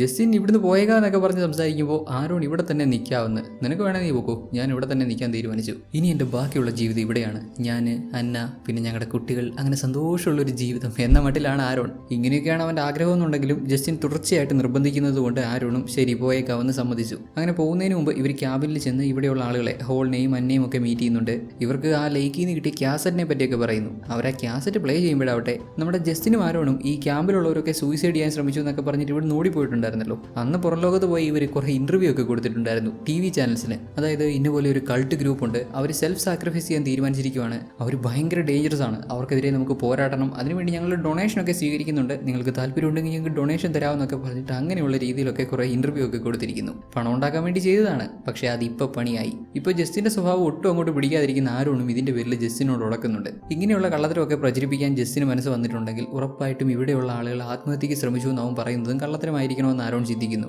ചെറിയ പ്രായത്തിൽ ജസ്റ്റിൻ പറയുന്നതൊക്കെ കേട്ട് ആരോൺ എല്ലാത്തിനും കൂട്ടുന്നു. പക്ഷേ ഇപ്പൊ ചിന്തിക്കുമ്പോൾ അന്ന് ജസ്റ്റിൻ ചെയ്തത് തെറ്റാണ്, അന്ന് ജസ്റ്റിൻ ചെയ്ത കാര്യങ്ങളൊന്നും ശരിയല്ലെന്ന് ആരോണിന് തോന്നുന്നു. മതിയല്ലോ, ആരോൺ അവന്റെ തീരുമാനത്തിൽ ഉറച്ചു നിൽക്കുന്നു. അതായത് ഈ സ്ഥലം വിട്ടുപോകാൻ ആരോണിന് താല്പര്യമില്ല. അവൻ ഇവിടെ ഈ കൾട്ട് ഗ്രൂപ്പിന്റെ കൂടെ ജീവിക്കാമെന്ന് തന്നെ തീരുമാനിക്കുന്നു. ഇത്രയും നാൾ ജസ്റ്റിൻ തന്നെ വിശ്വസിപ്പിച്ച കാര്യങ്ങൾ, അവൻ പറഞ്ഞിട്ടുള്ള കാര്യങ്ങളൊക്കെ പച്ചക്കള്ളമാണ്. ഇവരാരും സൂയിസൈഡ് ചെയ്യാൻ തീരുമാനിച്ചിട്ടില്ല, സൂയിസൈഡ് ചെയ്യാൻ ശ്രമിച്ചിട്ടില്ല.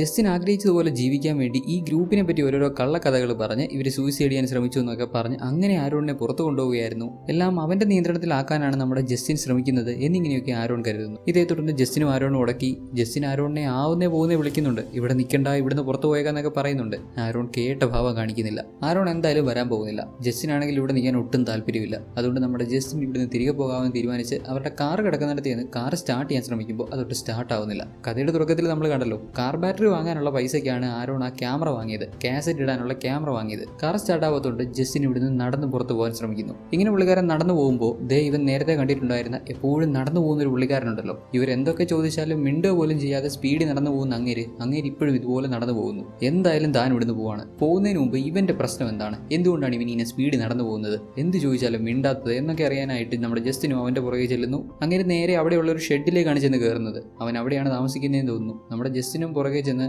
ഹലോ സാർ, ഞാൻ ജസ്റ്റിനാണ്, ഒരു 10 വർഷം മുമ്പ് ഇവിടെയാണ് ഞാൻ ജീവിച്ചത്, നിങ്ങൾക്ക് ഓൾറെഡി എന്നെ അറിയാമായിരിക്കുമല്ലോ എന്നൊക്കെ പറഞ്ഞ് നമ്മുടെ ജസ്റ്റിൻ അങ്ങേറെ ആ ഒരു ഷെഡിന്റെ വാതിൽ തുറന്ന് അകത്ത് കയറുമ്പോൾ അവൻ കാണുന്ന കാഴ്ച അതിനുള്ളിൽ തൂങ്ങി മരിച്ച അവസ്ഥയിലുള്ള അങ്ങേരെയാണ്. ഈ ഒരു കാഴ്ച കണ്ട് ജസ്റ്റിൻ ആകെ ഒരുമാതിരിയായി നിൽക്കുമ്പോൾ അങ്ങേര് പുറകിൽ നിന്ന് വന്ന് ഇവനെ വിളിക്കുന്നു. ഇവൻ ആകെ അങ്ങ് പേടിച്ചു പോയി. നോക്കുമ്പോൾ മരിച്ചു കിടക്കുന്നതും അങ്ങേര് തന്നെ, ഇപ്പൊ പുറകിൽ നിന്ന് വന്ന് വിളിച്ചതും അങ്ങേര് തന്നെ. ഇത് എന്തോന്നത്, എങ്ങനെയാണ് ഒരു മനുഷ്യനെ കൊണ്ട് ഒരേ സമയം 2 സ്ഥലത്ത്, അതും ഒരാൾ മരിച്ചതും ഒരാൾ ജീവനോടെയും ഒക്കെ വരാൻ പറ്റുന്നത്? ജസ്റ്റിൻ ഇങ്ങോട്ട് കയറി വന്ന് ഈ കാര്യങ്ങളൊക്കെ കണ്ടതുകൊണ്ട് ഈ പുള്ളിക്കാരൻ അവനോട് ദേഷ്യപ്പെടുന്നുണ്ട്. പിന്നീട് എന്താണ് ഇവിടെ സംഭവിക്കുന്നത്, യഥാർത്ഥത്തിൽ ഇവിടെയുള്ള ആളുകളുടെയൊക്കെ പ്രശ്നം എന്താണെന്ന് പറഞ്ഞു കൊടുക്കുന്നുണ്ട്. ഇവന്റെ പേരാണ് കാൾ. ആക്ച്വലി ഈ കാൾ ഉൾപ്പെടെ ഈ ഒരു കൾട്ടിന്റെ ഭാഗമായിട്ട് ഇവിടെ ജീവിക്കുന്ന മുഴുവൻ ആളുകൾ ഒരു ടൈം ലൂപ്പിലാണ്. ഈ ഒരു സ്ഥലം മൊത്തം ഒരു തരത്തിലുള്ള ലൂപ്പിലാണ്. ഈ ലൂപ്പിനെ പുറത്തുനിന്നൊരു എൻറ്റിറ്റി കൺട്രോൾ ചെയ്യുന്നുണ്ട്. ആ ഒരു ലൂപ്പ് മാത്രമല്ല, ഇവിടെയുള്ള ഓരോ മനുഷ്യർക്കും, അതായത് ഇവിടെ ജീവിക്കുന്ന ഓരോ വ്യക്തികൾക്കും സെപ്പറേറ്റ് ലൂപ്പുണ്ട്. ഇപ്പോൾ ഒരു ഉദാഹരണം പറയുകയാണെങ്കിൽ, ഈ മനുഷ്യനുണ്ടല്ലോ കാൾ, ഇദ്ദേഹത്തിന്റെ ലൂപ്പ് 3 മണിക്കൂർ ഇടവിട്ടാണ് വർക്ക് ചെയ്യുന്നത്. അതായത് ഓരോ 3 മണിക്കൂർ കഴിയുമ്പോഴും ഈ പുള്ളിക്കാരന്റെ ലൂപ്പ് റീസെറ്റ് ആവും. ഇദ്ദേഹം മരിക്കും, വീണ്ടും ജനിക്കും. ഇതിങ്ങനെ നിരന്തരമായി നടന്നുകൊണ്ടിരിക്കുന്നു. ഒരു മനുഷ്യൻ എത്രയെന്ന് വെച്ചാൽ മരിക്കുന്നതും ജനിക്കുന്നതും. ഇവിടുന്ന് രക്ഷപ്പെടാൻ എന്താണ് വഴിയെന്ന് പുള്ളിക്കാരൻ ഒരുപാട് നാളായിട്ട് അന്വേഷിക്കുന്നുണ്ട്. ഓരോ ലൂപ്പിലും ഇദ്ദേഹത്തിന് കിട്ടുന്ന 3 മണിക്കൂർ കൊണ്ട് ഈ സ്ഥലത്താകമാനം നടന്ന് ഓടിത്തിരിഞ്ഞ് ഈ സ്ഥലത്തുനിന്ന് പുറത്തു പോകാനുള്ള വഴിയൊക്കെ അന്വേഷിക്കുന്നുണ്ട്. വർഷങ്ങളായിട്ട് ഇദ്ദേഹം ഇത് തന്നെയാണ് ചെയ്തുകൊണ്ടിരിക്കുന്നത്. എത്രയൊക്കെ അന്വേഷിച്ചിട്ടും ഇദ്ദേഹത്തിന് വഴി കണ്ടെത്താൻ സാധിച്ചില്ല. അതായത് ഇവിടുന്ന് പുറത്തു പോകുന്നതിനെ പറ്റി ചിന്തിക്കുക പോലും വേണ്ട. ഒരുപാട് നാളായിട്ട് ഇങ്ങനെ ശ്രമിച്ചിട്ടും ഇവിടുന്ന് പുറത്തു പോകുന്ന വഴി ഇങ്ങനെ കണ്ടുപിടിക്കാൻ സാധിച്ചില്ല. ഒരു ചുരുളി പോലെ ഇതിനകത്ത് തന്നെ പെട്ട് ഇതിനകത്തൂടെ അങ്ങോട്ടും ഇങ്ങോട്ടും പോയി ഇതിനകത്തുള്ള വഴിയെല്ലാം വ്യക്തമായി മനസ്സിലാക്കി, എന്നാലും പുറത്തേക്ക് പോകാനുള്ള വഴി മാത്രം കണ്ടുപിടിക്കാൻ സാധിക്കുന്നില്ല. അല്ലകൾ, ഞാൻ ഒരു കാര്യം ചോദിച്ചോട്ടെ, ഇവിടെ ഇങ്ങനെ ലൂപ്പ് റീസെറ്റ് ആവുന്നു, അതൊക്കെ ശരി. പക്ഷേ നിങ്ങൾ എന്തിനാണ് സൂയിസൈഡ് ചെയ്യാൻ ശ്രമിച്ചത്? സൂയിസൈഡ് ചെയ്യാൻ ശ്രമിച്ചതോ? എടാ, ഓരോ തവണ ലൂപ്പ് റീസെറ്റ് ആകുമ്പോഴും ഞാൻ അനുഭവിക്കുന്ന പെയിൻ എന്താണെന്ന് നിനക്കറിയോ? ആ ഒരു വേദന സഹിക്കുന്നതിന് നല്ലത് ഞാനായിട്ട് എൻ്റെ ജീവൻ അങ്ങ് അവസാനിപ്പിക്കുന്നതാണ്. ലൂപ്പ് റീസെറ്റ് ആവുന്ന സമയത്തുള്ള പെയിൻ അതിമാരകമാണ്. അത് അനുഭവിക്കേണ്ട ആവശ്യമില്ലല്ലോ. ഞാനായിട്ട് എൻ്റെ ജീവിതം അവസാനിപ്പിച്ച ലൂപ്പ് തന്നെ റീസെറ്റ് ആയിക്കോളും, ഞാൻ വീണ്ടും ജനിച്ചു വരും. സംഭവം ഇങ്ങനെ പറയുന്നതിന് അതൊരു പോയിന്റ് ഉണ്ട്. ലൂപ്പ് റീസെറ്റ് ആകുമ്പോൾ ഉണ്ടാകുന്ന ആ ഒരു പെയിൻ അനുഭവിക്കേണ്ട ആവശ്യമില്ല. അത്രയും വലിയ പെയിൻ അനുഭവിക്കുന്നതിലും നല്ലത് സ്വന്തമായിട്ട് ജീവിതം അങ്ങ് അവസാനിപ്പിക്കുന്നത് തന്നെയാണ് നിങ്ങൾക്ക് തോന്നി. അല്ല, ഇപ്പൊ ഇങ്ങനെ മാത്രമല്ല, ഏതൊരാളാണെങ്കിലും ഈ ഒരു സിറ്റുവേഷനിൽ ഇങ്ങനെ ചെയ്യും. ടൈം ലൂപ്പ് എന്നൊക്കെ കേൾക്കാൻ കൊള്ളാം, ഭയങ്കര ഇൻട്രസ്റ്റിംഗ് ആണ്. പക്ഷെ റിയൽ ലൈഫിൽ അങ്ങനെയൊക്കെ സംഭവിച്ചു കഴിഞ്ഞാൽ അത് മാരകമായിരിക്കും. നിരന്തരമായി ഒരേ കണ്ടീഷനിൽ അങ്ങനെ തന്നെ ജീവിക്കേണ്ടി വരുന്നൊരവസ്ഥ. ഇവരുടെ ഈ പ്രശ്നങ്ങളൊക്കെ തടഞ്ഞു നിർത്താനും ഈ ടൈം ലൂപ്പ് ഇല്ലാതാക്കാനും ഒരു എൻറ്റിറ്റിക്ക് സാധിക്കും. ഇവരെ വാച്ച് ചെയ്യുന്ന, ആകാശത്തിൽ നിന്ന് ഇവരെ നോക്കിക്കൊണ്ടിരിക്കുന്ന ഒരു എൻറ്റിറ്റി. പക്ഷേ അതിനോട് ഇതുവരെ പ്രോപ്പറായിട്ട് കമ്മ്യൂണിക്കേറ്റ് ചെയ്യാൻ ഇവരെ കൊണ്ട് സാധിച്ചിട്ടില്ല. എൻറ്റിറ്റി പല സമയത്ത് ഇവരോടൊക്കെ കമ്മ്യൂണിക്കേറ്റ് ചെയ്തിട്ടുണ്ട് ഫോട്ടോസ് ത്രൂ. നേരത്തെ നമ്മുടെ ജസ്റ്റിന് കിട്ടിയിട്ടുണ്ടായിരുന്ന ഫോട്ടോസ് പോലെയൊക്കെ തന്നെ എൻറ്റിറ്റി ഇവിടെ പലർക്കും ഫോട്ടോസ് ഒക്കെ ഇട്ട് കൊടുക്കും. അങ്ങനെ മാത്രമേ എൻറ്റിറ്റി ഇവരുമായിട്ട് കമ്മ്യൂണിക്കേറ്റ് ചെയ്തിട്ടുള്ളൂ. ഇതെല്ലാം കേട്ടതോടെ ജസ്റ്റിന് ഒരു കാര്യം ഉറപ്പിച്ചു, എങ്ങനെയും എനിക്ക് ഇവിടുന്ന് രക്ഷപ്പെട്ടേ പറ്റൂ. എനിക്കും എൻ്റെ ബ്രദറിന് ഇവിടുന്ന് രക്ഷപ്പെടാൻ എന്താണ് വഴി എന്നൊക്കെ പുള്ളിക്കാരൻ കാളിനോട് ചോദിക്കുമ്പോൾ, നിനക്കൊക്കെ രക്ഷപ്പെടാൻ പറ്റും, പക്ഷെ അത് ഇപ്പോഴത്തേക്ക് മാത്രമാണ്. ഈ ഒരു ടൈം വിട്ട് കളഞ്ഞാൽ, ഈ ഒരു ഹോൾ ലൂപ്പ് മുഴുവനായിട്ട് റീസെറ്റ് ആയി കഴിഞ്ഞാൽ പിന്നെ ഒരിക്കലും നിനക്കൊന്നും രക്ഷപ്പെടാൻ പറ്റത്തില്ല. ഈ ഒരു എൻറ്റിറ്റി ഉണ്ടല്ലോ, അത് ഭയങ്കര ഡേഞ്ചറസ് ആണ്. ഒരിക്കലും നിന്നെയൊന്നും അത് പിന്നെ വിടത്തില്ല. ഇതിനകത്ത് ട്രാപ്പ് ചെയ്ത് കളയും. ഓരോ 10 വർഷം കൂടുമ്പോഴുമാണ് ഈ ലൂപ്പ് മുഴുവനായിട്ട് റീസെറ്റ് ആവുന്നത്. ഇനിയിപ്പോൾ അടുത്ത തവണ ഈ ലൂപ്പ് മുഴുവനായി റീസെറ്റ് ആവുന്നതിന് മുമ്പ് നമ്മുടെ ജസ്റ്റിന് മാരോൺ ഇവിടുന്ന് രക്ഷപ്പെട്ടേ പറ്റൂ. ലൂപ്പ് മുഴുവനായി റീസെറ്റ് ആവാൻ ഇനിയിപ്പോൾ വളരെ കുറച്ച് സമയം മാത്രമേ ബാക്കിയുള്ളതാനും. ഇങ്ങനെയൊക്കെയാണ് കാര്യങ്ങളെന്ന് മനസ്സിലാക്കിയതും ജസ്റ്റിൻ കാളിനോട് തങ്ങളെ ഇവിടുന്ന് രക്ഷപ്പെടാൻ ഹെൽപ്പ് ചെയ്യാമോ എന്നൊക്കെ പറഞ്ഞ് ചോദിക്കുന്നു. ഷുവർ, വൈ നോട്ട്, പക്ഷേ നീ എനിക്കൊരു സഹായം ചെയ്തു തരണം. ഞാൻ ഈ വരച്ചു നോക്കുന്ന ഈ മാപ്പ് കണ്ടില്ലേ, ഈ മാപ്പിൽ നോക്കി കറക്റ്റ് ആയിട്ട് ഈ ലൊക്കേഷനിൽ പോകും. ഇവിടെ ക്രിസ് എന്നൊരാളുണ്ട്, അയാളുടെ അടുത്തൊരു ഗണ്ണുണ്ട്, അത് വാങ്ങിക്കൊണ്ട് വരണം. ആ ഗണ്ണ് എനിക്ക് കിട്ടിയാൽ നിങ്ങൾക്ക് ഇവിടുന്ന് രക്ഷപ്പെടാനുള്ള വഴി ഏതാണെന്ന് ഞാൻ കാണിച്ചു തരാം. ഇപ്പോൾ കാള് പറയുന്നത് കേൾക്കുക അല്ലാതെ ജസ്റ്റിന് വേറെ വഴിയില്ലല്ലോ. കാള് പറഞ്ഞ പോലെ ചെയ്യാമെന്ന് ജസ്റ്റിൻ സമ്മതിച്ചു. ജസ്റ്റിൻ കാള് പറയുന്ന പോലെയൊക്കെ ചെയ്തു കൊടുക്കാമെന്ന് പറഞ്ഞിട്ടും കാൾ ഒരുമാതിരി വിഷമത്തോടെ അവിടെയുള്ളൊരു ബൈക്കിൽ കയറിയിരുന്ന് ഒരുമാതിരി അങ്ങ് സങ്കടപ്പെട്ട് കരയുന്നുണ്ട്. സംഭവം എന്താണെന്ന് തിരക്കുമ്പോഴോ, ഈ ലൂപ്പിൽ ട്രാപ്പ് ആയിട്ടുള്ള ആളുകൾക്ക് ആർക്കും ഉറക്കം വരത്തില്ല. ഇവർ ലൂപ്പിൽ ട്രാപ്പായ ആ ഒരു മൊമെന്റ് മുതൽ ഇന്ന് വരെ ഇവർ ഉറങ്ങിയിട്ടില്ല. ഉറങ്ങാത്തതുകൊണ്ട് ഇവർക്ക് പ്രത്യേകിച്ച് ടയേർഡ്നെസ് അങ്ങനെയുള്ള പ്രശ്നങ്ങളൊന്നുമില്ല. എന്നാലും രാവും പകലും ഒരു മനുഷ്യൻ നിരന്തരമായിട്ട് ഉറങ്ങാതിരിക്കുന്ന ഒരു കണ്ടീഷനെ പറ്റി ആലോചിച്ച് നോക്കി, അത് ഭയങ്കര ഭയാനകമായിരിക്കും. എന്തുകൊണ്ടാണ് ആ ഒരു എൻറ്റിറ്റി ഇവരെ ഉറങ്ങാൻ സമ്മതിക്കാത്തതെന്നാൽ, ഇവർ ഉറങ്ങിക്കഴിഞ്ഞാൽ സ്വപ്നം കാണുമല്ലോ, പുറം ലോകത്തെ പറ്റിയുള്ള, പുറത്തെ ലോകത്തിന്റെ കാര്യങ്ങളെ പറ്റിയുള്ള സ്വപ്നം കാണാനുള്ള സാധ്യതയുണ്ട്. അങ്ങനെ പോലും ഇവരാരും പുറം ലോകത്തേക്ക് പോകാൻ ആഗ്രഹിക്കരുത്. ഇവരാരും അതിന് ശ്രമിക്കരുത്. നിരന്തരമായി എന്നേക്കുമായി ആ ഒരു എൻറ്റിറ്റിയുടെ കൺട്രോളിൽ ആ എൻറ്റിറ്റി ആഗ്രഹിക്കുന്ന പോലെ ഇവരെല്ലാവരും ഈ ലൂപ്പിനകത്ത് ട്രാപ്പായി കിടക്കണം. ശരിക്കും പറഞ്ഞാൽ നേരാവണ്ണം ജീവിക്കാനും സമ്മതിക്കുന്നില്ല, മരിക്കാനും സമ്മതിക്കുന്നില്ല. ഇതും കൂടി കേട്ടതോടെ ജസ്സിന്റെ പേടി ഇരട്ടിയായി. ഒരിക്കലും ഈ കെണിയിൽ അകപ്പെടാൻ പാടില്ല. എത്രയും വേഗം ഇവിടുന്ന് രക്ഷപ്പെട്ടേ മതിയാകൂ. അതിന് ഇങ്ങേർക്ക് ഗണ്ണ് ആദ്യം ഒപ്പിച്ചു കൊടുക്കണം എന്ന് തീരുമാനിച്ച് ഇങ്ങനെ പറഞ്ഞ പോലെ ആ ഒരു റൂട്ടിലേക്ക്, ആ ഒരു മാപ്പ് അനുസരിച്ച് ഇവൻ ഗണ്ണ് സംഘടിപ്പിക്കാൻ പോകുന്നു. ശേഷം അടുത്ത ദിവസം നമ്മുടെ ആരോൺ പുറത്തു വരുമ്പോൾ ഒരു പ്രത്യേക ഓർഡറിലെ കിളികളൊക്കെ ഇങ്ങനെ പറക്കുന്നത് അവൻ ശ്രദ്ധിക്കുന്നു. അവൻ അങ്ങനെ മുകളിലേക്ക് നോക്കി നിൽക്കവേ 2 ഫോട്ടോസ് പക്ഷികൾ പറക്കുന്ന അവിടുന്ന് തെറിച്ച് താഴെ വീഴുന്നു. അതിലൊരെണ്ണം നമ്മുടെ ആരോൺ മുകളിലേക്ക് നോക്കി നിൽക്കുന്ന ഫോട്ടോ ആയിരുന്നു. മറ്റൊരെണ്ണം ഒരു ട്രെയിലറിന്റെ ഫോട്ടോ ആണ്. അതായത് ഈ വാഹനങ്ങളിലൊക്കെ കണക്ട് ചെയ്ത് സാധനങ്ങളൊക്കെ കൊണ്ടുപോയി യൂസ് ചെയ്യുന്ന ട്രെയിലേഴ്സ് ഇല്ലേ, ഇതിപ്പോൾ എന്താ സംഭവം എന്ന് മനസ്സിലാവാത്തത് നമ്മുടെ ആരോൺ ഈ 2 ഫോട്ടോസും ഹാളിനെ കൊണ്ടുവന്ന് കാണിച്ചു. പുള്ളിക്കാരനാവട്ടെ, സത്യം പറഞ്ഞാൽ ഇതിന്റെയൊക്കെ അർത്ഥം എന്താണെന്ന് എനിക്കറിയില്ല. ഈ എൻറ്റിറ്റി ഞങ്ങളോടും ഇങ്ങനെയൊക്കെയാണ് കമ്മ്യൂണിക്കേറ്റ് ചെയ്യുന്നത്. ഒരുപാട് നാളായിട്ട് ഞാൻ അതിനെപ്പറ്റി തിരയുന്നു, അതിനെപ്പറ്റി റിസർച്ച് ചെയ്യുന്നു. എനിക്ക് ഇതുവരെയും എങ്ങും എത്താൻ സാധിച്ചില്ല. ഈ ഫോട്ടോയിൽ കാണുന്ന ഈ ട്രെയിലറില്ലേ, ആ സ്ഥലത്തേക്ക് നീ പോകണം. എൻറ്റിറ്റി നിന്നോട് അതാണ് ആവശ്യപ്പെടുന്നത്. ഇവിടെ നടക്കുന്ന എല്ലാ കാര്യങ്ങളും എനിക്ക് നിന്നോട് അങ്ങനെ അങ്ങ് തുറന്നു പറയാൻ പറ്റത്തില്ല ആരോൺ. പക്ഷെ ഒരു കാര്യം നീ പ്രത്യേകം മനസ്സിലാക്കുക. ഇതാ കണ്ടില്ലേ, ആകാശത്ത് ഇതുവരെ 2 മൂണായിരുന്നു ഉണ്ടായിരുന്നത്. ഇപ്പം 3ാമത്തെ മൂണും ഉണ്ടായി തുടങ്ങിയിരിക്കുന്നു. ആ 3ാമത്തെ മൂൺ കംപ്ലീറ്റ് ആവുന്നതുവരെ നിനക്ക് സമയമുള്ളൂ. ആ മൂൺ കംപ്ലീറ്റ് ആയാൽ ഇവിടെ മുഴുവൻ വീണ്ടും റീസെറ്റ് ആവും. എത്രയും വേഗം ഈ ഫോട്ടോയിൽ കാണുന്ന ട്രെയിലറുള്ള അങ്ങോട്ട് നീ പൊക്കോ. നിനക്ക് ഭാഗ്യമുണ്ടെങ്കിൽ 3ാമത്തെ മൂൺ അത് ഫുൾ മൂണായി മാറുന്നതിന് മുമ്പ് നിനക്ക് സത്യങ്ങളൊക്കെ മനസ്സിലാക്കാൻ പറ്റും. അങ്ങനെ ആരോടും ആ ഫോട്ടോയിൽ കാണിച്ചിട്ടുള്ള ആ ഒരു ട്രെയിലറുള്ള അങ്ങോട്ട് പോകുന്നു. ഇങ്ങനെ അവൻ പോകുന്ന വഴിയിൽ ഡിഫറെന്റ് ടൈപ്സ് ഓഫ് സ്റ്റിക്സ് കാണാൻ തന്നെ വ്യത്യസ്തമായിട്ടുള്ള സ്റ്റിക്സ് ഒക്കെ ഇരിപ്പുണ്ട്. അതൊക്കെ ക്രോസ് ചെയ്താണ് പുള്ളിക്കാരൻ പോകുന്നത്. ഒരു പെർട്ടിക്കുലർ ടൈമിൽ നമ്മുടെ അന്നയുണ്ടല്ലോ, പുള്ളിക്കാരി ആരോൺ പോകുന്ന അതേ വഴി തന്നെ വരുന്നുണ്ട്. അവളുടെ തൊട്ട് മുന്നിൽ നമ്മുടെ ആരോൺ നിൽപ്പുണ്ട്. ഇവർക്ക് രണ്ടാൾക്കും ഇടയിൽ ആ ഒരു സ്റ്റിക്ക് മാത്രമേ ഉള്ളൂ. അതുകൊണ്ട് തന്നെ നമ്മുടെ അന്നയ്ക്ക് ആരോണിനെയും ആരോണിന് അന്നയെയും കാണാൻ പറ്റുന്നില്ല. അതായത് ഇവിടെയുള്ള ഇങ്ങനെയുള്ള സ്റ്റിക്സ് ഉണ്ടല്ലോ, ഇതൊക്കെ ഒരു ബാരിയർ പോലെ ആക്ട് ചെയ്യുന്നു. പരസ്പരം ഇവർക്ക് രണ്ടാൾക്കും ഇത്രയും ക്ലോസ് ആയിട്ട് നിൽക്കുന്ന സാഹചര്യത്തിൽ പോലും കാണാൻ പറ്റുന്നില്ല. ആകെ മൊത്തം ഒരുമാതിരി വല്ലാത്ത സ്ഥലമാണല്ലോ. ഇവിടെ പ്രത്യേക തരത്തിലുള്ള ലോക്കറ്റ്സ്, റിങ്സ്, അങ്ങനെയുള്ള കുറേ സാധനങ്ങളൊക്കെ പലയിടത്തായിട്ട് തൂക്കിയിട്ടിരിക്കുന്നത് കാണാം. ഇതെല്ലാം ആ എൻറ്റിറ്റിയുടെ പണിയായിരിക്കാം. ഓരോ സമയവും ഇവരെന്തൊക്കെ ചെയ്യുന്നു എന്നുള്ള കാര്യങ്ങൾ കൃത്യമായി മനസ്സിലാക്കാനും ഇവരെ നല്ല രീതിയിൽ പഠിച്ച് അതിനനുസരിച്ച് ഓരോ കാര്യങ്ങൾ പ്ലാൻ ചെയ്യാനും എൻറ്റിറ്റിയെ സഹായിക്കുന്നത് ഇങ്ങനെയുള്ള ഘടകങ്ങളായിരിക്കാം. ഇതേ സമയം നമ്മുടെ ജസ്റ്റിനാവട്ടെ കാൾ ഇവനോട് ആവശ്യപ്പെട്ടതിനെ തുടർന്ന് ഗൺ എടുക്കാൻ പോയിക്കൊണ്ടിരിക്കുകയാണ്. ഒരു രാത്രി മുഴുവൻ പുള്ളിക്കാരന് നടക്കേണ്ടി വന്നു. കഷ്ടപ്പെട്ട് ബുദ്ധിമുട്ടി ഒരു വിധത്തിൽ കാൾ ഇവനോട് പറഞ്ഞ ആ ഒരു സ്ഥലത്തെത്തി. അവിടെ ചെന്ന് അവിടുത്തെ വീടിന്റെ ഡോറിൽ നോക്ക് ചെയ്തു. അപ്പോൾ വീടിനകത്തുനിന്ന് ഒരാൾ, ആരത്? ഹലോ, എന്നെ കാൾ അയച്ചതാണ്. എന്ത്? ആരയച്ചതാന്ന്? കാൾ വേഗത്തിൽ നടന്നു പോകുന്ന പുള്ളിക്കാരൻ. ഓ ഓക്കെ, നിങ്ങൾ അവിടെ തന്നെ നിൽക്കാതെ ഡോർ തുറന്നകത്തുവാ. അങ്ങനെ നമ്മുടെ ജസ്റ്റിൻ വീടിനകത്ത് ചെല്ലുമ്പോഴാവട്ടെ ആ വീടിനകത്തുള്ള പുള്ളിക്കാരൻ്റെ കയ്യിലൊക്കെ വിലങ്ങിട്ട് പുള്ളിക്കാരൻ അനങ്ങാൻ പറ്റാത്ത വിധം അങ്ങനെ കെട്ടിയിട്ടിരിക്കുവാണ്. എന്തേ ഇങ്ങനെ നോക്കിയിരിക്കുന്നേ? എൻ്റെ കയ്യിലെ വിലങ്ങ് കണ്ടിട്ടാണോ?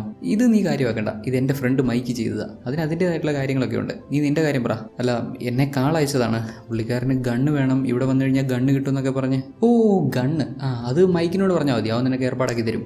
പറഞ്ഞു നാ വിടത്തില്ല, മൈക്ക് വന്നല്ലോ. അറ്റ് ദ സെയിം ടൈം നമ്മുടെ ആരോൺ നടന്ന് ആ ട്രെയിലർ തേടി പോകുന്ന പോക്കിൽ നേരത്തെ നമ്മൾ കണ്ടിട്ടുണ്ടായിരുന്ന ആ ഒരു ഷെഡിൻ്റെ അവിടെ ചെല്ലുന്നുണ്ട്. ഓരോ 5 സെക്കൻഡ് കഴിയുമ്പോഴും റീസെറ്റ് ആവുന്ന ക്ലോക്ക് വെച്ചിരിക്കുന്ന ഷെഡിൻ്റെ അവിടെ. ബാക്കിയുള്ള ആളുകളൊക്കെ ജീവിക്കുന്ന സ്ഥലത്തു നിന്ന് കുറേ ഒഴിഞ്ഞു മാറി ഇങ്ങനെ ഒരു സ്ഥലത്ത്, അതും ഇതുപോലൊരു ഷെഡ് കണ്ടപ്പോൾ ഇവനും എന്തൊക്കെയോ സംശയം തോന്നി. പുള്ളിക്കാരനും ആ ഒരു ഷെഡിൻ്റെ അടുത്ത് നിന്ന് നോക്കുമ്പോഴാവട്ടെ അതിനുള്ളിൽ കുറേ പ്രായമായൊരു വ്യക്തി. ഇങ്ങേർക്ക് കിട്ടിയിരിക്കുന്ന ലൂപ്പാണ് ഏറ്റവും ഇൻട്രസ്റ്റിംഗ്. ഈ പുള്ളിക്കാരൻ്റെ ലൂപ്പ് വെറും 5 സെക്കൻഡ് മാത്രമേ ഉള്ളൂ. അതായത് ഓരോ 5 സെക്കൻഡ് കഴിയുമ്പോഴും ഇങ്ങനെ റീസെറ്റ് ആയിക്കൊണ്ടേയിരിക്കും. അതായത് ജനിക്കുന്നു, 5 സെക്കൻഡ് കഴിയുന്നു, മരിക്കുന്നു, ജനിക്കുന്നു, 5 സെക്കൻഡ് കഴിയുന്നു, മരിക്കുന്നു. വല്ലാത്തൊരു ജീവിതമല്ലേ? അല്ല, ഇതിനെയൊക്കെ ജീവിതം എന്ന് പറയാൻ പറ്റുമോ? ഇങ്ങൾക്ക് പ്രോപ്പറായിട്ടൊന്ന് ചിന്തിക്കാൻ പോലുള്ള സമയം കിട്ടുന്നില്ല. ഇവിടെ അകപ്പെട്ടു പോയിട്ടുള്ള ആളുകളിൽ ഏറ്റവും ഭയാനകമായ സിറ്റുവേഷൻ ഇങ്ങേരുടേതാണ്. ഇങ്ങേരെ പോലെ ഇത്ര ഗതികെട്ടവൻ ഇവിടെ വേറെയില്ല. ഒരു തരത്തിലും സഹിക്കാൻ പറ്റാത്ത വല്ലാത്തൊരു കണ്ടീഷൻ. മരിക്കാനും സമ്മതിക്കത്തില്ല, ജീവിക്കാനും സമ്മതിക്കത്തില്ല. എന്തൊരു വല്ലാത്ത കണ്ടീഷനാണിത്. ഇക്കാര്യങ്ങളൊക്കെ ഷെഡിന് പുറത്തു നിന്ന് ആരോൺ നോക്കി മനസ്സിലാക്കുമ്പോൾ ആ ഷെഡിനകത്തുള്ള പുള്ളിക്കാരൻ, ആ 5 സെക്കൻഡ് ടൈം ലൂപ്പിൽ പെട്ടിരിക്കുന്ന പുള്ളിക്കാരൻ ആരോണിനെ കാണുന്നു. അങ്ങേര് ആരോണിന് നേരെ ഓടി വരുമ്പോഴാണ് മറ്റൊരു കാര്യം നമുക്ക് കാണിച്ചു തരുന്നത്. അങ്ങേര് മാത്രമല്ല ഈ ഒരു 5 സെക്കൻഡ് ലൂപ്പിൽ ട്രാപ്പ് ആയിരിക്കുന്നത്. അതിനകത്തൊരു പക്ഷിയുമുണ്ട്.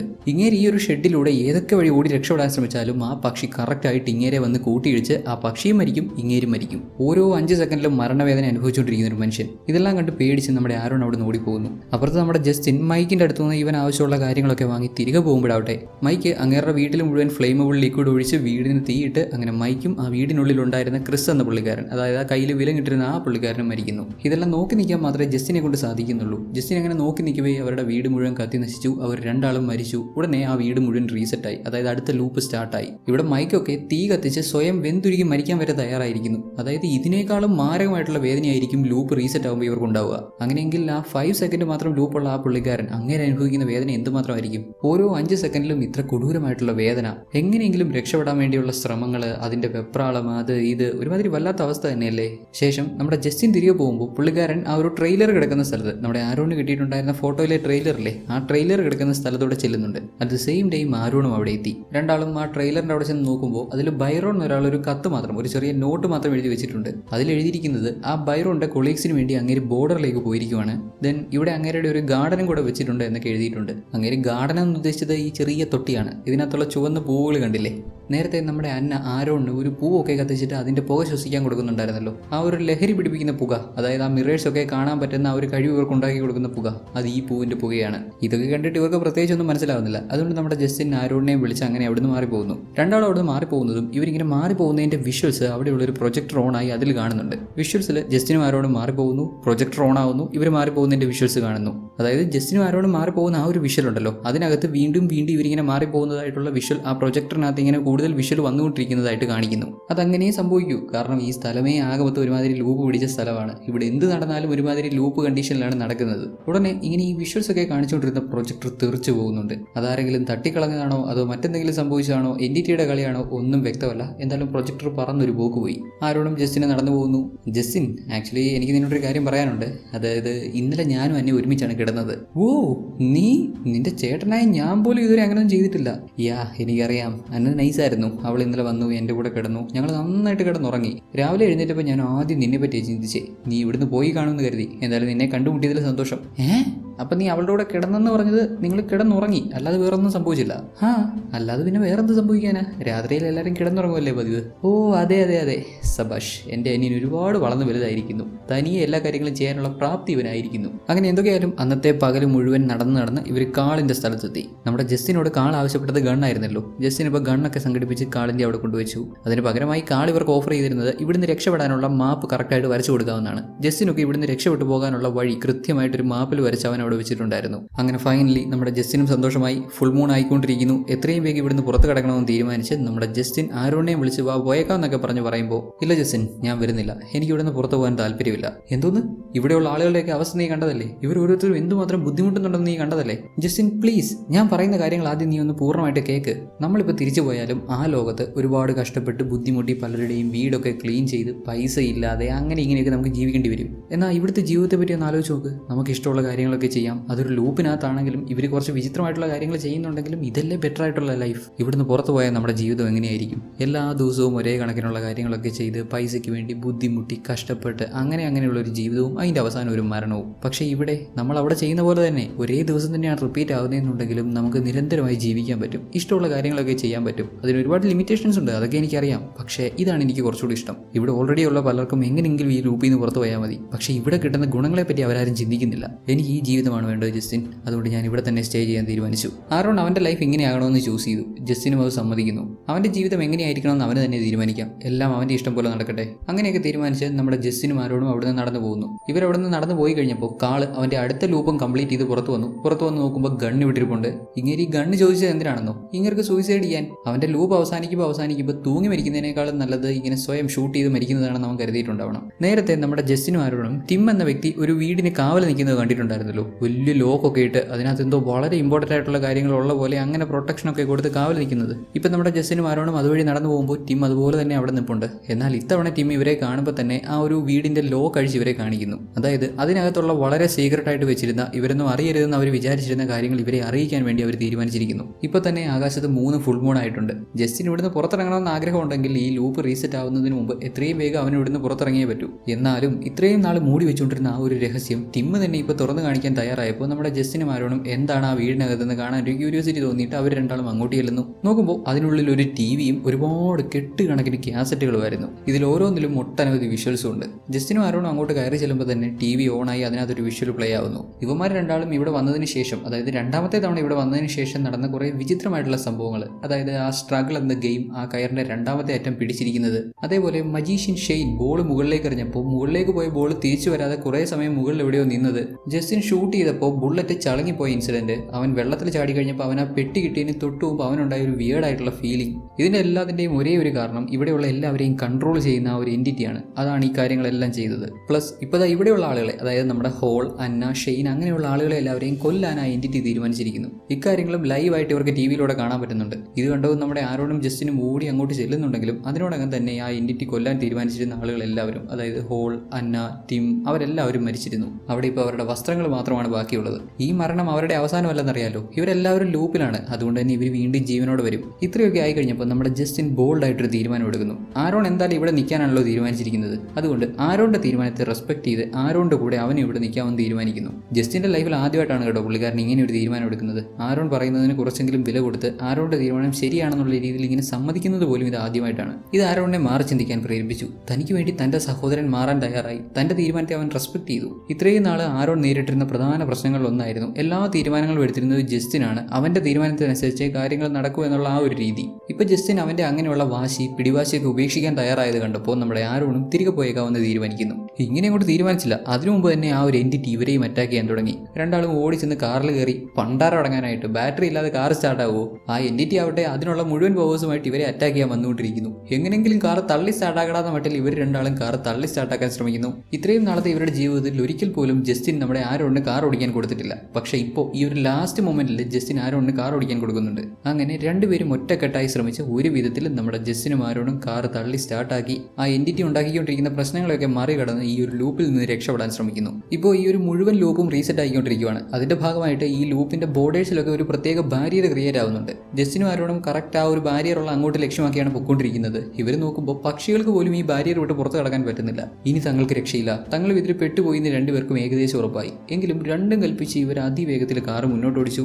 ഭാഗ്യം എന്ന് പറഞ്ഞാൽ മതിയല്ലോ, ആ ഒരു ബാരിയറിന് ഇവരെ തടഞ്ഞു നിർത്താൻ സാധിച്ചില്ല. ആ ബാരിയർ വിട്ട് ഇവർ പുറത്തു പോകുന്നു. അങ്ങനെ കുറച്ചൊക്കെ ബുദ്ധിമുട്ടേണ്ടി വന്നാലും നമ്മുടെ ജസ്റ്റിനും ആരോണിനും അവിടുന്ന് രക്ഷപ്പെടാൻ സാധിച്ചു. ലൂപ്പ് റീസെറ്റായി. ലൂപ്പിലുണ്ടായിരുന്ന ആളുകളൊക്കെ, അതായത് നമ്മുടെ ഹോൾ, അന്ന, ടിം, അവരൊക്കെ വീണ്ടും ജനിച്ചു വന്നു. അവരെ കൊണ്ട് ആ ലൂപ്പിനകത്തുനിന്ന് രക്ഷപ്പെടാൻ സാധിച്ചില്ല എന്നുണ്ടെങ്കിലും നമ്മുടെ ജസ്റ്റിനും ആരോണും ഒക്കെ രക്ഷപ്പെട്ടു പോകുന്നത് കാണുമ്പോൾ അവർക്ക് സന്തോഷമാകുന്നുണ്ട്. ഇപ്പോൾ ജസ്റ്റിനും വല്ലാത്തൊരു സാറ്റിസ്ഫാക്ഷൻ ഉണ്ട്. കാരണം ഇത്രയും നാളെ ജസ്റ്റിൻ ആരോണിനെ ഓവറായിട്ട് കെയർ ചെയ്തിട്ടുണ്ടായിരുന്നു. ആരോൺ കൊച്ചുകുട്ടിയാണ്, അവനൊന്നും അറിയത്തില്ല, ഞാനെല്ലാം ചെയ്തു കൊടുക്കണം എന്നുള്ള തോന്നലായിരുന്നു ജസ്റ്റിൻ. അത് ഇവന്റെ വെറും തോന്നൽ മാത്രമായിരുന്നു. ആരോൺ അങ്ങനെയൊന്നുമല്ല. ആരോണിനും കാര്യങ്ങളൊക്കെ മനസ്സിലാക്കാനുള്ള പ്രായമായിട്ടുണ്ട്. തീരുമാനങ്ങൾ എടുക്കാൻ അവനും കഴിവുണ്ട്. അവന്റെ ജീവിതം ഇനിയിപ്പോൾ അവൻ തന്നെ മുന്നോട്ട് നോക്കിക്കോളും. താൻ അനാവശ്യമായിട്ട് ആരോണിന്റെ കാര്യത്തിൽ ഇടപെടേണ്ട ആവശ്യമില്ല എന്ന് ജസ്റ്റിനും തീരുമാനിക്കുന്നു.